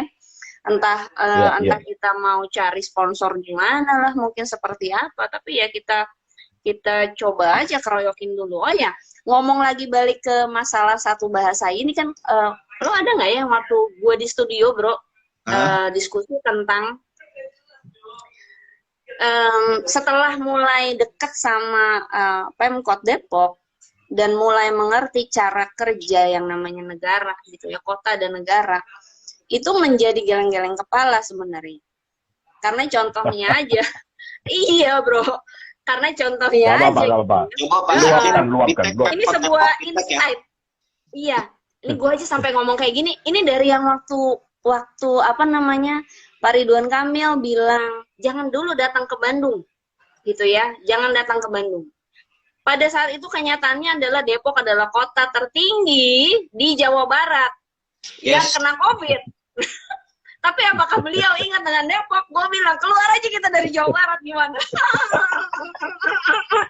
Kejauhan ini dari jangkauan gubernur, gue bilang gitu ya. Tapi again ya, balik ke kayak misalnya kita orang di masyarakat cuman pokoknya Jalan Sawangan rusak, Margonda rusak, gitu ya. Kenapa kok gue juga sempat bertanya-tanya, kenapa yang diberesin itu jalan-jalan kecil ya, gitu, jalan masuk ke komplek gue dan segala macem. Protokol tuh kayaknya masih banjir, masih rusak dan segala macem. Oh ternyata itu bukanlah dalam kekuasaannya Kota Depok untuk ngeberesin itu. Iya. Karena kan sekarang ada istilah jalan kota, jalan provinsi, jalan nasional. Itu kan orang kita mana ngerti sih masyarakat kalau nggak bener-bener elu deket gitu ya sama Pemkot, sehingga lo akhirnya mengerti oke, urusan pendidikan pun kota cuma sampai SMP, SMA ke atas udah nggak ada urusan kota bisa berkuasa di situ. Sehingga akhirnya gue sampai berpikir ini kalau tadi Om Delta bilang Indonesia tuh kegedean. Ya mungkin sistem provinsi ini juga udah nggak tepat kali ya. Iya. Gitu. Gue tuh sampai ini agak sensitif. Tapi seru. Gitu. Ini. Gue tuh sampai pernah mikir gini, tau nggak? Ini intermezzo aja sih. Tapi gue lagi nggak ngomongin makar ya. Gue sempat punya ide aja ya sebagai generasi penerus lah istilahnya. Gue sempat mikir gini, ngelihat kondisi Indonesia ini kayaknya kalau nggak mau konflik terlalu sering horizontal gitu ya, kayaknya emang kita ini perlu kayak Amerika mungkin, dibentuk negara federasi. Iya, betul. Ada negara-negara. Basicnya kita ini kerajaan kan. Basicnya kita ini semua kerajaan yang memang secara provinsi itu punya dinasti, punya raja masing-masing. Benar, punya rajanya, punya tokoh adatnya yang itu nggak bisa secara terpusat itu dikontrol, gitu loh. Ya, kondisi sekarang ini salah satu faktor faktor nggak efektifnya itu adalah semuanya berpusat ke istana lah ya kasarnya.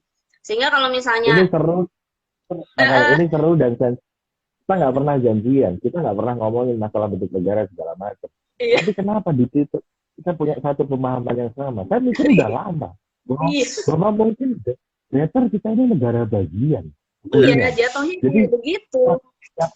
yang untuk ke luar negeri silahkan diurusi pemerintah pusat, tapi yang untuk dalam negeri itu urus sendiri.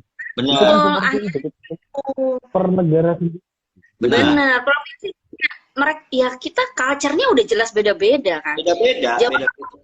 aja udah beda banget gitu kan. Nggak usah semuanya mesti ngerujuk ke istana gitu kan. Karena udah jelas-jelas mereka nggak ngerasain gitu yang di bawah-bawah ini kayak apa, nggak lokal sentrik kalau bahasanya saya, nggak lokal sentrik gitu. Terlalu Ini perlu wide, dibahas. akhirnya konflik sendiri di blok otak KWLBP gue rasa. Benar. Dan gue juga mewakili teman-teman yang kita yang di timur ya, saudara-saudara kita yang di timur gitu loh, bahwa please dong, kita juga yang di Jawa Bali ini juga jangan ngeruk kekayaannya teman-teman yang di timur terus gitu kan. Jangan kita datang ke sana cuma buat kerja, terus kita cuma sekedar dibayar gitu kan, terus kita bikin event di timur gitu, terus tapi nggak ada maknanya, nggak ada rasanya, terus cuma sekedar event gitu kan. Ya apa ya, jujur sih miris sih gitu, kesian sih gitu. Kalau ngelihat apa yang dikerjakan nggak maksimal itu apa kurang sih gitu menurut gue. Sesimpel kemarin iPhone aja salah kan. Nah, tuh kan. Nyangkut ke pon lagi. Makanya begitu kita begitu kita akhirnya keliling Indonesia. Masa gue mesti bilang trenan waktu gue mau Delta yang kerjain? karena kita jadi tahu, makanya jadi tahu itu jadi gini. Jadi tahu bahwa memang Indonesia ini sangat beragam. Nggak bisa. Kamu mau satu kebijakan untuk seluruh nasional, ini ya susah, Pak. Kan gitu, karena kondisinya geografis beda-beda. Kondisi culture-nya beda-beda. Yes. Orang pun berbicara dengan bahasa yang beda. Yes. Gitu loh. Dengan semua stereotip yang berbeda itu, terus kemudian semuanya mau dijadikan satu. Ya susah, Pak. Ini nggak bisa. Ya itu, maksud aku tuh, di atas itu sadar nggak ya biang kekusutan mereka tuh gimana? Andai kan mereka kemudian aware, oh ya oke ya, ini semua Sabang Merauke ini beda sekali dengan traits-nya, dengan culture-nya, dengan gaya lokalnya. Ya udah, berikanlah kepercayaan kepada orang-orang lokal, gubernur-gubernur dan wali kota untuk kolaborasi bikin cara yang menurut mereka ini efektif untuk daerahnya. Ya, benar. Ini. Poinnya karena kita ngerujuk kayak Amerika ya, memang benar. Iya. Dia secara hubungan luar negeri dia pemerintah federal yang ngurusin. Tapi kalau kita ngomong untuk per negara bagian masing-masing, mereka punya aturan sendiri-sendiri. Iya. Gitu loh. Betul. Masalah judi kita punya aturan sendiri-sendiri. Masalah sekarang ngomong COVID, mereka punya aturan sendiri-sendiri. Bahkan di daerah tertentu sudah boleh nggak pakai masker, di daerah yang lain harus pakai masker. Itu seperti itu. Karena setiap itu memang berbeda-beda. Gitu loh. Nggak bisa disamakan. Itu makanya kalau kita nonton film-film Hollywood, di Texas nggak punya kerjasama sama di LA, akhirnya kalau ditangkap bisa kabur ke sana gitu ya. Iya. Sesimpel itu sebenarnya. Sebenarnya kalau mau kan sebenarnya. Nah, kecuali kalau sudah dilaporin sama FBI karena dia polisi federal kan pusat gitu loh. Memang punya wilayah masing-masing, bener. Dan mereka punya. Kalau cuma maling ayam enggak ya? Punya undang-undang sendiri. Iya. Gitu loh. Mereka punya undang-undang sendiri, per state itu punya undang-undangnya sendiri. Lalu kemudian mereka punya aturan sendiri. Contoh makanya tak contohin itu tadi. Casino itu tidak di setiap negara bagian boleh loh. Itu loh. Ada negara bagian tertentu yang boleh. Tapi misalkan kita ngomong kayak California tentu boleh karena di sana ada Las Vegas. Yes. Ada yang boleh. Daerah yang lain ada yang memang nggak boleh. Dan itu poinnya benar. Karena mungkin pemerintahnya ngelihat bahwa kalau di daerahku, oh ternyata aku nggak cocok, rakyatku nggak setuju. Kalau misalkan kayak gini, ya berarti nggak bolehin. Kan gitu. Iya, benar. Ya, Iya. kita ini sentralistik, tapi nggak realistis. Sentralistik ke pusat, utamanya ke Jawa, ke Jakarta, tapi kita ini nggak membuka mata bahwa daerah-daerah lain itu berbeda, Pak. Beda banget. Beda banget. Beda semua. Benar, benar. Makanya gue kalau bilang ya Jo, udahlah ngurusin negara TDA aja gitu maksud gue. Maksudnya itu masa sih negaranya mesti diajarin sama TDA? Iya, karena TDA itu sangat dikembalikan aja kepada daerah masing-masing. Lo nggak perlu, ya pusat punya program-program inti gitu ya yang sifatnya keterbukaan, kemudian inklusif gitu ya, siapa aja boleh akses gitu kan, publik boleh, member boleh, punya program pusat. Tapi kalau bicara soal needs-nya daerah itu nggak bisa dilihat dirujuk ke pusat. Jadi ya pusat kasih aja. Bisa jadi Batam punya program apa, Depok punya apa. Makanya di Depok tuh kalau bicara soal entrepreneurship di TDA nih, Pak Ketum, di Depok ini banyak teman-teman yang developer properti, walaupun nggak segede ya itu ya apa namanya BSD atau apa segala macam, enggak, tapi senternya UKM untuk properti yang bikin perumahan-perumahan itu ada di teman-teman Depok, sehingga ya udah kalau kawan-kawan luar daerah mau belajar properti, mereka mentoringnya atau ngerujuk cari mentornya ke Depok, kan begitu. Ya. Nah, kan gitu. Nah, di sebelah sana Surabaya punya gayanya yang beda lain. Powerfulnya di sana tuh ada lagi yang lain. Yang di Batam ada lagi yang lain. Sehingga kalau udah kayak gitu kan ya enak aja sih gitu. Pusat tuh lebih light aja kerjanya, ngurusinnya kerja sama yang sama JNE, kerja sama bank apa, kerja sama yang gitu-gitu kan maksudnya Bang. Maksudnya Pak Ketum kan tadi. Gitu. Jadi yang pusat ini yang kerja sama bilateral aja. Tapi bahkan kayak RK pun bisa kok signing kerja sama negara luar, kan betul ya? Kalau misalnya beliau masih benar. Kayak bisa. Jadi state itu memang punya keleluasaan, juga dia punya keleluasaan, jadi dia punya otonom. Kita ini sebenarnya kalau ditarik garis mundur, kita ini sudah ada otonomi daerah yang salah satunya semangatnya itu memang ke arah sana. Tapi ya let's see, seperti yang kita lihat sekarang, memang otonomi daerah itu justru banyak menghasilkan case yang yang kita ngomong akhirnya pada masuk di Jumat Keramat kayak masuk KPK segala macam, kan seperti itu gitu. Iya. Jadi memang aku sepakat ini jadi melebar ya, tapi nggak apa-apa ya.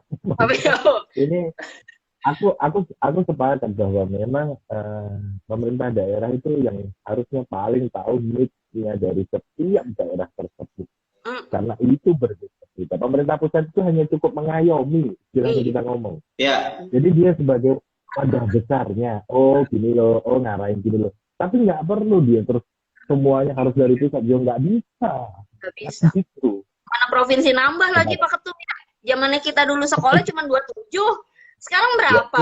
27. Iya. 34. Kapasitas government pusat enggak. Itu kumaha? Kan jomplang. Gitu lah bro. Nah, kita masuk lagi nih ke bahasan kita nih. Tadi agak intermezzo sedikit, tapi seru sih itu. Nanti mungkin buat nextnya kita ngobrol-ngobrolin tentang bernegara. Kalau gue ngebahasanya bernegara. Bernegara di perspektif para pekerja atau pelaku event.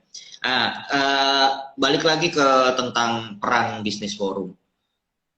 Untuk dalam jangka waktu dekat atau apa yang yang pernah dilakukan, terus kemudian apa program yang akan dijalankan dalam waktu dekat dan apa program yang akan dijalankan untuk jangka panjang untuk masing-masing bisnis forumnya, dari Om Delta di event owner sebagai ketua umum, terus kemudian Mbak Adel sebagai salah satu pengurus di TDA. Kira-kira mungkin apa yang bisa di-share sehingga mungkin ini bisa menginspirasi yang lain yang mungkin juga punya asosiasi atau organisasi yang nonton, juga bisa memberikan edukasi juga gitu, dan masukan mungkin itu bisa dilakuin juga gitu. Dari Om Delta dulu. Ya, mungkin Mbak Adel dulu, sebentar. Saya break sebentar. Mbak Adel Oke, dulu bentar Mbak ya. Del dulu boleh. Sebelum, oh sorry Mbak Del, teman-teman sebelum apa dijawab nih sama Mbak Del sama Om Delta juga boleh ya langsung langsung apa bertanya kalau ada yang mau tanya boleh nanti dapat apa dapat sablon gratis dari Kumis. Nah, Dari Kumis Promosindo katanya dapat sablon gratis nanti kalau apa memberikan pertanyaan nanti juga dapat apa diskon special effect dari kembang Oke, api. oke. Oke. Dari Pak Ketum. Kalau gue mungkin mau ini dulu. Kalau di TDA udah selesai masa jabatan, Bro. Jadi sekarang masuk ke periode 7.0 untuk sampai 2 tahun ke depan. Sekarang gue masuk ke lokal nih ceritanya Pak Ketum. Saya sekarang ada di Depok, ada di komunitas yang lebih menyupport, kebetulan memang komunitasnya untuk menyupport programnya Pak Wali memang sih. Gitu, Bro. Terakhir di Ditarik semua DPP lu apa Mbak? Apa? Terakhir di DPP posisinya apa jabatannya? Kalau yang di mana? Kalau di TDA terakhir kan Direktur Pesara Usaha. Kalau di sini juga masih event juga yang masih gue pegang. Tapi karena memang kalau sama ketua Jawara kan kita memang udah kerja bareng di di TDA ya. Jadi secara akses ke ngobrol sama dia tuh bisa jauh lebih smooth lah. Dan dia ke atas ya kadang-kadang gue ikut juga kalau memang lagi harus nemenin ke rumah Pak Wakil misalnya kayak gitu ya. Nah tapi menurut gue sih nih kalau di Jawara sekarang nih yang lagi dilakukan memang ada gerakan untuk dukung UMKM bangkit. Itu memang mungkin harus ada kayak gitu nih selama 5 tahun ke depan memang ada gerakan dukung UMKM bangkit karena kan memang Indonesia disupport UMKM ya sebenarnya bukan sama Taipan itu sebenarnya. Nah, jadi ada program dukung UMKM bangkit up sampai selesainya kerjanya Pak Wali. Di situ memang kita coba beri program yang sifatnya membantu penjualan iya, kemudian edukasi iya, supaya bisa berbisnis dengan benar gitu ya. Karena memang kan kebanyakan teman-teman UKM ini ya rumahan lah ya, industri rumahan lah, kasarnya kayak gitu ya kalau misalnya di kita nih di Depok lah, startnya dari rumah gitu. Jadi programnya itu sih Jo kalau yang sekarang nih. Nah, kenapa tadi gue bilang kita kayaknya perlu untuk coba mungkin bikin sebuah proposal yang inti gitu ya dari event owners yang mengusulkan tadi apa yang katanya Jo bilang itu ya Pak Ketum. Kita coba olah jadi satu proposal dan kita coba ajukan ke channel-channel yang sekiranya bisa support nih di situ gitu. Sehingga kita jadinya ya itu tadi ya kalau mau bikin di Ragunan kita bikin di Ragunan atau di Ancol kasarnya gitu ya. Nanti tinggal buka-buka akses lah. Insya Allah ada aja jalan-jalan untuk akses. Gitu sih. Nah itu kalau dari komunitas itu Bro kalau yang sekarang dilakukan. Sementara kalau di TDA itu karena masih pandemi kayak gini yang digas itu ini TDA TV memang dari sejak kemarin pandemi itu. Lu tuh ada program ini nggak sih Mbak saling sesama anggota itu ada promo atau diskon gitu? Oh iya ada. Jadi kita itu mau nggak mau sama lah kayak event owners menurut gue ya. Kita udah ada dalam satu ruangan, satu rumah, satu ekosistem yang sehat sehingga untuk mencari apa yang lagi kita butuh, ya nggak perlu jauh-jauh, udah ke situ aja kan begitu ya. Iya. Jadi gerakan beli member, produknya member atau beli produk yang di lokal dulu gitu. Terus segala macam itu jelas jalan gitu kalau di kita. Kalau di UKM ya, kalau di ekosistem UKM sih begitu kalau yang lagi gue jalanin sekarang. Tapi one way or another sebenarnya gimana tadinya tuh kan lagi ngerjain Depok Expo nih gue Bro lagi siap-siap. Gue pikir bisa hybrid lah gitu ya Pak Ketum, asik gitu kan. Bisa hybrid. Udah gitu Kadis juga maunya nggak enak banget sih kalau misalnya expo kita online, ya udahlah kita di mall aja. Wah, bayangan gue aman Wah, lah nih. Wah, asik lah nih ya. Gue bisa bisa manggil panggung lah ya, bisa bikin backdrop lah ya, dan segala macem, bisa bikin booth lah ya. Cieng, gelombang kedua tiba. Kok mallnya ditutup? Tutup mallnya ditutup. mallnya. Mallnya tutup coba. Ah iya, akhirnya udah lemes juga ya. Maksud gue bahkan sebenarnya dari institusi juga ngerasa kok lebih enak itu. Ya, Ya kalau ketemu, kalau offline, online ini ya tetap gregetnya ya benar. Itu, kurang banget. betul, Engagement ya. betul. Engagement nggak dapet gitu. Nggak bisa kekalkulat lah kasarnya kalau misalnya mereka ya udah nih bikin expo untuk teman-teman UKM. Berapa sih transaksi yang ngalir, yang masuk itu kan ya ribet banget ya. Kalau misalnya di offline kan bisa enak, oke, cek kasir aja udah gitu ya, lebih cepat kasarnya gitu. Nah ini kita ada Ya, ya. ada delay, ada ini, ya udah lihat dulu udah gitu deh pokoknya. Makanya kalau misalnya kita bener kalau kata Om Delta kemarin, yuk gas yuk supaya herd community-nya bisa terbangun, vaksinnya bisa kita kencengin, ya ayo aja menurut gua. Why not kita coba aja bikin gitu. Cari duit lah kita sponsor. Berapa sih nembusin 10.000? Mungkin teman-teman ada juga yang punya akses kan ke dalam. Benar. Ini kasih tahu nih segini duitnya. Tah eta. Ya. Jalanin aja. Ada. BOV-nya sudah ada, nanti kita boleh nih. Iya. Kita share. Yoi. Ntar kita Seperti cari. Gitu. Oke. Boleh. Kalau Kajian Om dari Delta saya. gimana? Siap. Kalau dari Event Owner yang pasti, yang jelas kita di Event Owner, Babel juga ada, Keton juga ada. Jadi memang kita konsep awal itu kita kembalikan bahwa ini kita adalah keluarga. Ya. Jadi keluarga, kedekatan antar personalnya memang saya boleh bilang memang luar biasa.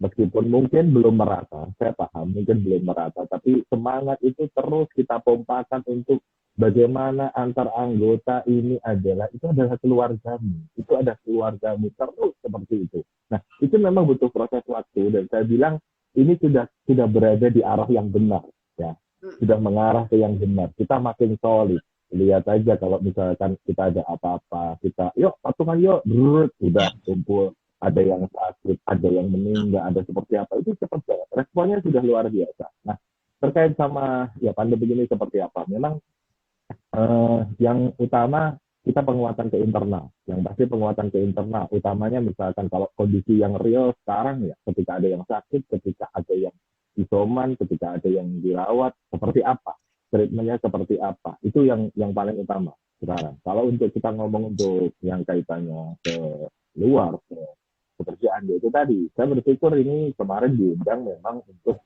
yang dari forum para pimpinan dari grup ini, karena saya pikir seperti tadi tak sampaikan, ini tidak bisa kalau kita sendiri. Ya. Ini harus bareng. Kita ini butuh kekuatan massa yang banyak banget, gitu loh. Anggap aja satu grup itu 200, mungkin kita butuh 20 grup, 30 grup, nggak apa-apa. Apakah itu mudah? Ya tidak. Memang menyatukan kepala, apalagi itu di situ leader di sini, memang nggak mudah. Tapi memang mungkin saya boleh bilang taruh dulu semua egonya untuk semua ini kepentingan bersama dulu. Kita jangan bicara bawa bendera masing-masing segala macam, tapi ayo kita bagaimana ini jadi satu untuk segera menyembuhkan Indonesia ini loh, baik peran sertanya kita ini loh. Mungkin kita ini enggak, tentu kita pekerjaan kita bukan pekerjaan mayoritas di Indonesia ya, kita tahu itu gitu loh. Tapi sepersekian pun nilai sepersekian pun orang yang ada di dunia kita, yang di dunia event, kami ini tetap rakyat Indonesia, kami ini tetap bangsa Indonesia, kami ini bolehkah kami memberikan juga sumbangsih untuk Indonesia ini, bagaimana biar lebih cepat lagi, meskipun sepersekian persen. Kalau sepersekian persen itu dikalikan dan yang lain-lain juga akhirnya ikut semua, insya Allah saya bilang segera aja beres. Karena karena menyitir dari Mbak Del tadi ya bahwa kita di Indonesia ini kan sudah terbiasa semuanya hidup sendiri ya. Maksudnya hidup sendiri itu berdiri di atas kaki sendiri. Kita ini bukan, boleh dibilang mungkin orang-orang yang bangsa yang mandiri lah. Maksudnya mungkin kalau di luar ada jaminan sosial yang luar biasa. Kita tahu misalkan di Australia nganggur aja dibayar, kan istilahnya seperti itu. Mereka ada jaminan sosial yang jelas, pemerintahnya jelas, seperti itu. Kita ini kan istilahnya lu mau nggak makan terus kemudian besok mati ya mungkin ya lu salah lah itu, lu nggak kerja lah, istilahnya kan kayak gitu loh. Kita ini terbiasa untuk fight sendiri. Kita ini terbiasa untuk ya apa yang bisa kita lakukan. Nah itu yang mungkin semangatnya menurut saya bahwa harus bareng-bareng para stakeholder, para pimpinan dari grup ini, para yang punya masa influencer ini, kita bareng-bareng nih bersatu. Makanya aku tadi cocok banget sama Jo punya konsep segala macam. Mungkin di waktu berikutnya kita bisa ngobrol lebih ini, dibikinkan sebuah formulasi, lalu kemudian saya akan coba ajukan nanti juga bagaimana kalau kayak gini. Aku tersentuh ketika Jo tadi bilang bahwa kita vaksin nggak harus di CC, lagi misalkan di Ragunan, di Ancol, iya juga ya, maksudnya, iya juga, itu loh, maksudnya secara orang ke sana istilahnya, oke lah vaksinnya gratis, tapi orang bayar tiket, itu kan juga pemasukan. Iya, benar. Parkirnya motor jadi pemasukan, semuanya jadi pemasukan, maksudnya karena ekonomi itu balik lagi. Kita semuanya tahu, ekonomi itu pasti multiple, apalagi event itu multiple banget. Udah, semuanya pasti laku kalau ada di situ. Contoh, kita punya alun-alun misalkan, setiap kota punya alun-alun. Lu kalau nggak ada event alun-alun, ya nggak ada orang, Pak. Kan bisnis. Ngapain dia? Iya. Tapi kalau lu bikinin, event, lu bikinin acara di sana, tukang parkir laku, orang jual cendol laku, pop ice laku, semuanya laku. Yes. Kan seperti itu. Makanya semuanya itu multiple. Saya tergelitik banget ketika Joe tadi bilang bahwa vaksin misalkan di tempat wisata, itu keren banget. Maksudnya bahwa tempat wisata itu bukan sesuatu hal yang harus kita jauhi loh. Iya. Iya. Benar. Sekarang dikit-dikit simpel ngomong, tutup semua tempat wisata, mati Pak. Yang gantungkan hidup di tempat wisata bukan hanya dari pemilik wisata. Lu tahu ada pedagang di sana, lu tahu ada UKM yang ada di sana, lu tahu ada tukang parkir, ada segala macam yang ada di situ, ada hotel, ada restoran yang di dekatnya situ. Mati semua Pak kalau sekarang ya. Dan itu kan sebenarnya jadi tools gerakan juga kan sebenarnya gitu loh, bahwa kan keren juga ya kalau kita ditanya orang, kalau dulu misalnya lu mau ngapain ke Ancol, ya gue mau berjemur di pantai gitu, terus sekarang lu ngapain ke Ancol, gue mau vaksinasi, ya kan gitu, ya kan. Betul. Jadi secara strategi kampanyenya dapet, terus akhirnya sinergitas ekonomi juga bergerak gitu, semua industri bergerak, dan pada akhirnya semua orang akan nggak jadi denial gitu. Pada akhirnya semua orang akan sepakat bahwa vaksinasi itu penting, gitu. Dan pada akhirnya kita sebagai pelaku event dan pelaku kreatif ini jadi juga keluar nih ide-ide kreatifnya untuk sama-sama sebagai anak bangsa, apa sih peran serta lu untuk ngebangun negara ini, apalagi di situasi pandemi gitu kan. Jadi ya gue kemarin munculin itu karena itu jam 3 pagi gue dapat idenya itu, karena gue mikir jam 3 pagi serius itu anak desain gue sampai untung masih belum tidur, terus dia nanya, kelar harus jam berapa Pak? Jam 10 harus sudah selesai gitu. Karena saya mau naikin sebelum basi, saya bilang gitu. Dan sebelum saya lupa narasinya gitu, itu sampai gue ketik narasinya, saking panjangnya ternyata nggak cukup di Instagram. Berlebar. Makanya akhirnya itu gue minta tim buat masukin ke template, terus akhirnya jadilah berlembar-lembar itu gitu, karena poin-poinnya cukup kuat sih menurut gue untuk harusnya itu bisa nyampe dan terfasilitasi ya, untuk semuanya bisa terlibat. Akhirnya ada peran aktif dari masing-masing kita pun, yang karena gue ngelihat denial ini bukan cuma ada di masyarakat sebenarnya di dunia kreatif pun, di dunia event pun gue lihat banyak status teman-teman yang juga masih banyak yang belum percaya gitu, atau mereka sebenarnya percaya tapi mereka mikirin hidupnya mereka hari ke hari ini gimana gitu loh. Apalagi yang kru lepas ya, karena kan gue ini ada di side kutub juga yang berbeda secara di satu sisi gue adalah owner dari salah satu perusahaan, tapi di sisi lain gue ini juga empower gitu, yang punya banyak kru freelance di dalamnya gitu, yang bergantung hidupnya juga dengan adanya event gitu. Nah, ketika nggak ada event ini gimana gitu loh. Dan oke nih anak-anak floor manajemen mungkin logistik apa segala macam kru-kru itu bisa ikut terlibat di proses vaksinasi untuk ngaturin flow. Nah, terus show manajemennya di mana? Ya, itu sebenarnya ada pertanyaan di sisi gue itu, makanya kenapa akhirnya gue bilang kenapa nggak ada panggung ya, gitu loh. Padahal kan secara mekanisme LED itu bisa sangat membantu untuk proses antrian, ya kan. Terus Iya. MC bisa kayak kawinan. Keluarga Pak Bambang silakan foto biasa gitu kan. Kalau ini keluarga Pak Bambang silakan untuk masuk ke bilik registrasi untuk melakukan persiapan vaksinasi. Itu juga bisa jadi salah satu pusat informasi gitu. Jadi tanpa harus cuma sekedar teks, karena budaya literasi vaksin happy, karena juga budaya literasi di negara kita ini kan juga kurang untuk membaca gitu. Jadi lebih aman kalau itu disampaikan dengan verbal. Makanya gue juga banyak konten-konten gue yang akhirnya gue rubah edukasinya dari poster berubah menjadi tanya jawab gitu kan. Jadi lebih banyak bertanya terus gue menjawab, bertanya menjawab, lebih menarik karena orang sekarang lebih senang nonton podcast daripada baca artikel gitu. Nah kayak misalnya gini, kita kalau lagi mau pilpres atau lagi mau apa, itu kan kayak ada mobil ya, mobil yang ada dinya jalan kan, keliling gitu ya. So how gimana caranya itu juga mobil bisa dipakai dong gitu ya untuk campaign atau ngasih tahu apa namanya pentingnya vaksin. Oke, jangan takut berlebihan, jangan mudah percaya dengan hoax atau apa segala macam lah. Yes. Kalau mereka cuma mengandalkan sosial media bisa, ya nggak bakal Itu nyampe. nggak ada loh mobil itu nggak jalan loh sekarang ya. Iya, nggak Vaksin ini ya. jalan loh. Delta. Kenapa hanya jalan pada saat campaign mau presiden doang, lagi mau pilpres? Why? Kan pertanyaannya gitu ya. Atau misalkan mobil Satpol PP, Satpol PP dibikin lah kayak begitu. Daripada mereka harus setiap jam ini doang lah gitu kerjanya ya.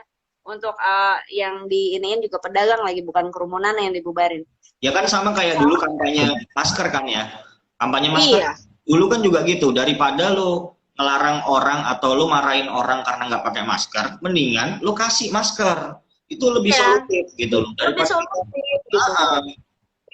Lebih halus, lebih solutif ya, kasih tahu pelan-pelan Pak dipakai, kita lagi nggak bagus nih udaranya dan segala macam, enough gitu kan, daripada denda. Benar. Dan dengan pendekatan dengan budaya masing-masing daerah. Benar. Betul sekali. Kan gitu. Kayaknya juga mungkin dengan bahasa daerah yang baik, orang akan lebih tersampaikan. Iya, benar. Kan seperti ya, betul. Gitu. Misalkan yang di pelosok-pelosok gitu, misalkan di sini ya, saya ngomong misalkan di Jawa, mungkin orang ya tentu akan lebih mudah mendengarkan dengan bahasa Jawa yang baik daripada bahasa Indonesia yang pakem gitu loh. Itu kan seperti itu. Iya kayak gitu. Lebih lokal sentrik lah kalau pokoknya bahasa aku itu ya. Jadi beda banget lah pastinya. Itulah itu kemana teman-teman yang kemarin nyawa-nyawain mobil-mobil di itu. Coba suruh beritahu mereka untuk ini apa namanya ngedeketin ke apa siapa sih yang punya kepentingan di sini, satgas mungkin ya di situ ada budget mungkin di situ coba dikasihin solusi gitu Pak nih gimana kalau campaign pakai ini jalan keliling gitu. Itu orang masih di jalan gitu ya pasti masih ngelihat karena masih keluar kok, gue juga kemarin keluar kok bro, masih keluar. Jadi ya benar. Iya, masih tentu karena tidak semua pekerjaan juga kita bisa kerjakan dari rumah gitu. Benar. Sampai ketika ada, kalau aku sampai nature ya jadinya ya. Padahal ya normal biasa salah. Ada orang misalkan nganterin paket ke sini atau ada orang Gojek nganterin Gojek atau Grab nganterin makanan gitu. Di second wave ini aku sampai selalu bilang, Bapak hati-hati di jalan, semoga sehat selalu. Sampai nggak bilang gitu loh. Saya tahu Bapak, sampai ada dialek kecil Bapak. Saya tahu Bapak masih berada di luar, pokoknya Bapak hati-hati. saya sampaikan karena kondisinya sekarang seperti itu. Meskipun itu mungkin hanya sebatas aku hanya discuss sama dia, aku yakin ketika dia disemangati seperti itu tentu berbeda. Karena Iya. mereka ini masih harus berada di luar ketika orang lain mungkin berlindung di dalam kamar, berlindung di dalam rumah. Karena kalau sekarang kalau Gojek gimana, Bu? Mak, nganterin kalau nggak keluar rumah kan gitu, nggak bisa virtual gitu. Iya. Iya. Iya. Lah itu kan segala juga kawanku yang punya restoran. Lah gimana mau kita ngirim makanan kalau jalanan juga disekat gitu ya. Iya, iya benar. Nah, kan begitu akhirnya. Jadi benar-benar nggak ada yang maksudku ini aspeknya tuh banyak banget sebenarnya yang kehajar gitu dengan setiap kita bikin sebuah kebijakan. Mesti dihitung pelan-pelan gitu, jangan buru-buru sebenarnya kayak gitu. Makanya kenapa harus misalkan di Jakarta begitu tinggi angkanya, tapi rembetannya ke Jawa Bali, se-Jawa Bali kan misalnya kayak gitu kan. Ya. Itu sih sebenarnya. Oke. Kenapa harus Ini jadi kita nggak berasa nih kita mau hampir 2 jam ngobrol ini. Oke, ini terakhir nih. Ini terakhir karena ini menarik banget sih emang. Tapi karena sudah terlalu malam. Nanti kita akan bahas lagi lebih seru. Dulu Instagram lah perasaan cuma 1 jam ya. sejam ya, sekarang udah nambah. Sekarang bisa maksimal 3 jam kalau nggak salah. Gitu. Keren, Tapi keren. memang itu harusnya kalau nggak salah itu harus yang ini udah aktivasinya udah harus minimal setahun kalau nggak salah. Gitu. Karena kemarin pakai channel gua yang ngobras itu cuma sejam, nggak bisa dia lebih dari. Oke. Ya. Atau jadi ada ya. Mungkin karena gua mau contreng biru kali ya, jadi bisa.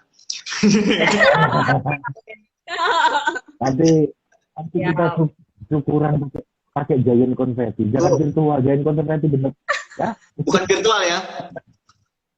Nggak mau aku, bukan virtual. Oke, ini terakhir nih buat Om Delta sama Mbak Adel sebelum menutup obrolan kita malam ini. Kira-kira harapan Om Delta dan harapan Mbak Adel untuk bisnis kita ke depan ini gimana? Terus harapannya juga untuk pemerintah gimana supaya bisnis ini bisa, khususnya kita yang industri kreatif event ini bisa berjalan lagi ya gitu, peran serta pemerintah, terus kolaborasinya seperti apa, harapannya seperti apa. Dari Om Delta dulu boleh? Siap. Jadi harapan tentu bahwa jangan ada wave berikutnya ya, jangan ada gelombang berikutnya. Sudah cukup dua kali kayak gini kita sudah sebentar sorry. 2 kali kayak gini kita sudah ampun sudah cukup. Ini tak rasa nggak perlu kita wave selanjutnya. Makanya aku bilang mulailah dari yang terkecil, mulailah dari keluarga, dari komunitasmu, dari orang-orang yang di sekitarmu, tularkan semuanya, keluarkan apa yang kamu rasa bahwa oh ini loh harus kayak gini, omongin aja, sampein aja. Kalau nggak kita bicara mungkin orang lain juga akhirnya kan nggak mendengar karena orang kita nggak bicara. Jadi bicara itu utamanya yang buat influencer, buat yang orang punya follower banyak, yang bisa mempengaruhi massa, sampaikan yang baik. Nggak usah istilahnya kita singkirkan dulu ego segala macam. Yang jelas ini kita satu tujuan untuk apa? Agar nggak ada lagi wave selanjutnya. Karena 2 kali kena kayak gini aja kita ini sudah teler, sudah ampun. Pusing. Serius bener. Nah, harapan tentu kalau itu tadi yang ditanya sama ke pemerintah, makanya aku bilang ayo kita sama-sama. Itu tadi aku makanya sampaikan Joe punya program seperti itu, punya wacana seperti itu. Ayo kita rembukin lagi, kita matengin lagi nih. Gimana? Di sesi selanjutnya kita matengin lagi. Lalu kemudian cobalah diajukan. Ya kita nggak tahu itu diterima atau enggak, itu lain soal. Ya, itu nanti ditujui atau enggak, itu lain soal. Yang penting kita terus berusaha. Dan minimal untuk orang-orang terdekat kita, untuk komunitas kita, ayolah. Ini sudah cukup, enough, gelombang sampai 2 aja, nggak usah pakai gelombang ketiga, keempat dan selanjutnya. Ini karena aku bilang kalau lanjut lagi gini lagi, sudahlah. Aku nggak yakin, maksudnya gini. Kembali ke yang tadi sampaikan bahwa rakyatnya udah makin stres, orang sudah makin denial. simbol-simbol kecil yang rusuh-rusuh sudah ada di mana-mana. Jangan sampai gitu loh.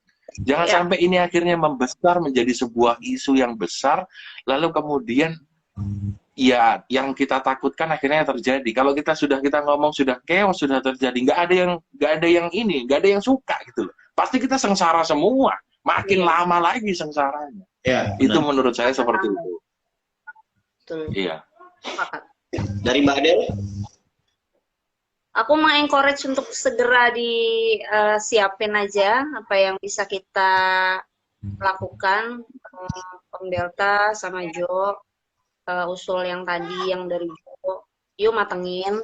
Kalau Yes. dari saya mah sangat support. Sebisa saya lewat mungkin akses yang ada lah ya. Siapa tahu nanti ada feedback baik.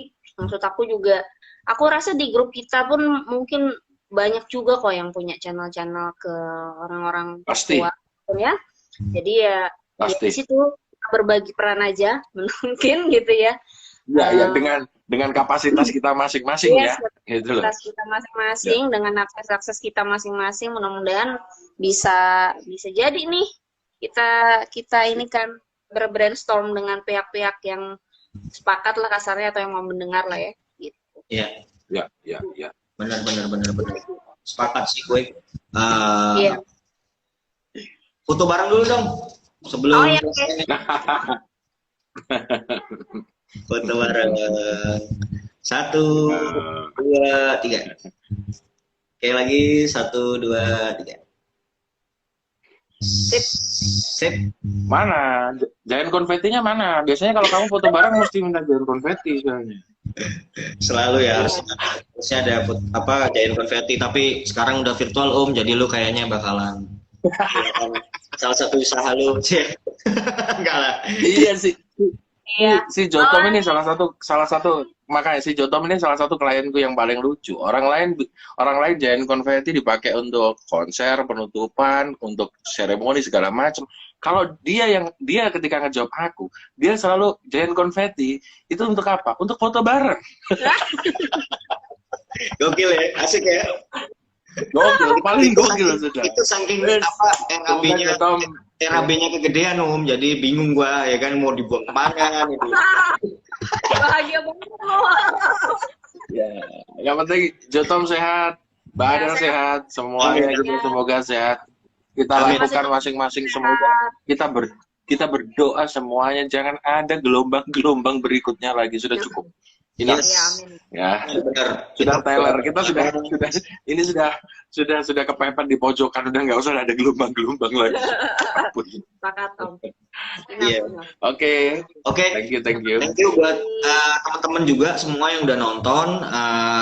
Maaf nggak bisa dijawab semua pertanyaan. Ini tadi ada yang masuk tapi kita udah closing. Jadi nanti mungkin di next episode kita bisa undang lagi Om Delta sama Mbak Adel untuk bisa ngobrol-ngobrol. Kesimpulan dari obrolan hari ini adalah yang pertama regulasi. Kita berharap bahwa regulasi tidak tumpang tindih sehingga kita para pelaku pekerja event ini tidak menjadi seseorang yang denial, dan kita punya harapan yang sama bahwa kita sebagai penerus bangsa, sebagai anak bangsa juga pengen berperan aktif untuk bisa bagaimana caranya kita juga ada part of pelaku event tuh untuk kegiatan apapun yang diprogram oleh pemerintah, baik itu tentang prokes, campaign prokes ataupun vaksinasi.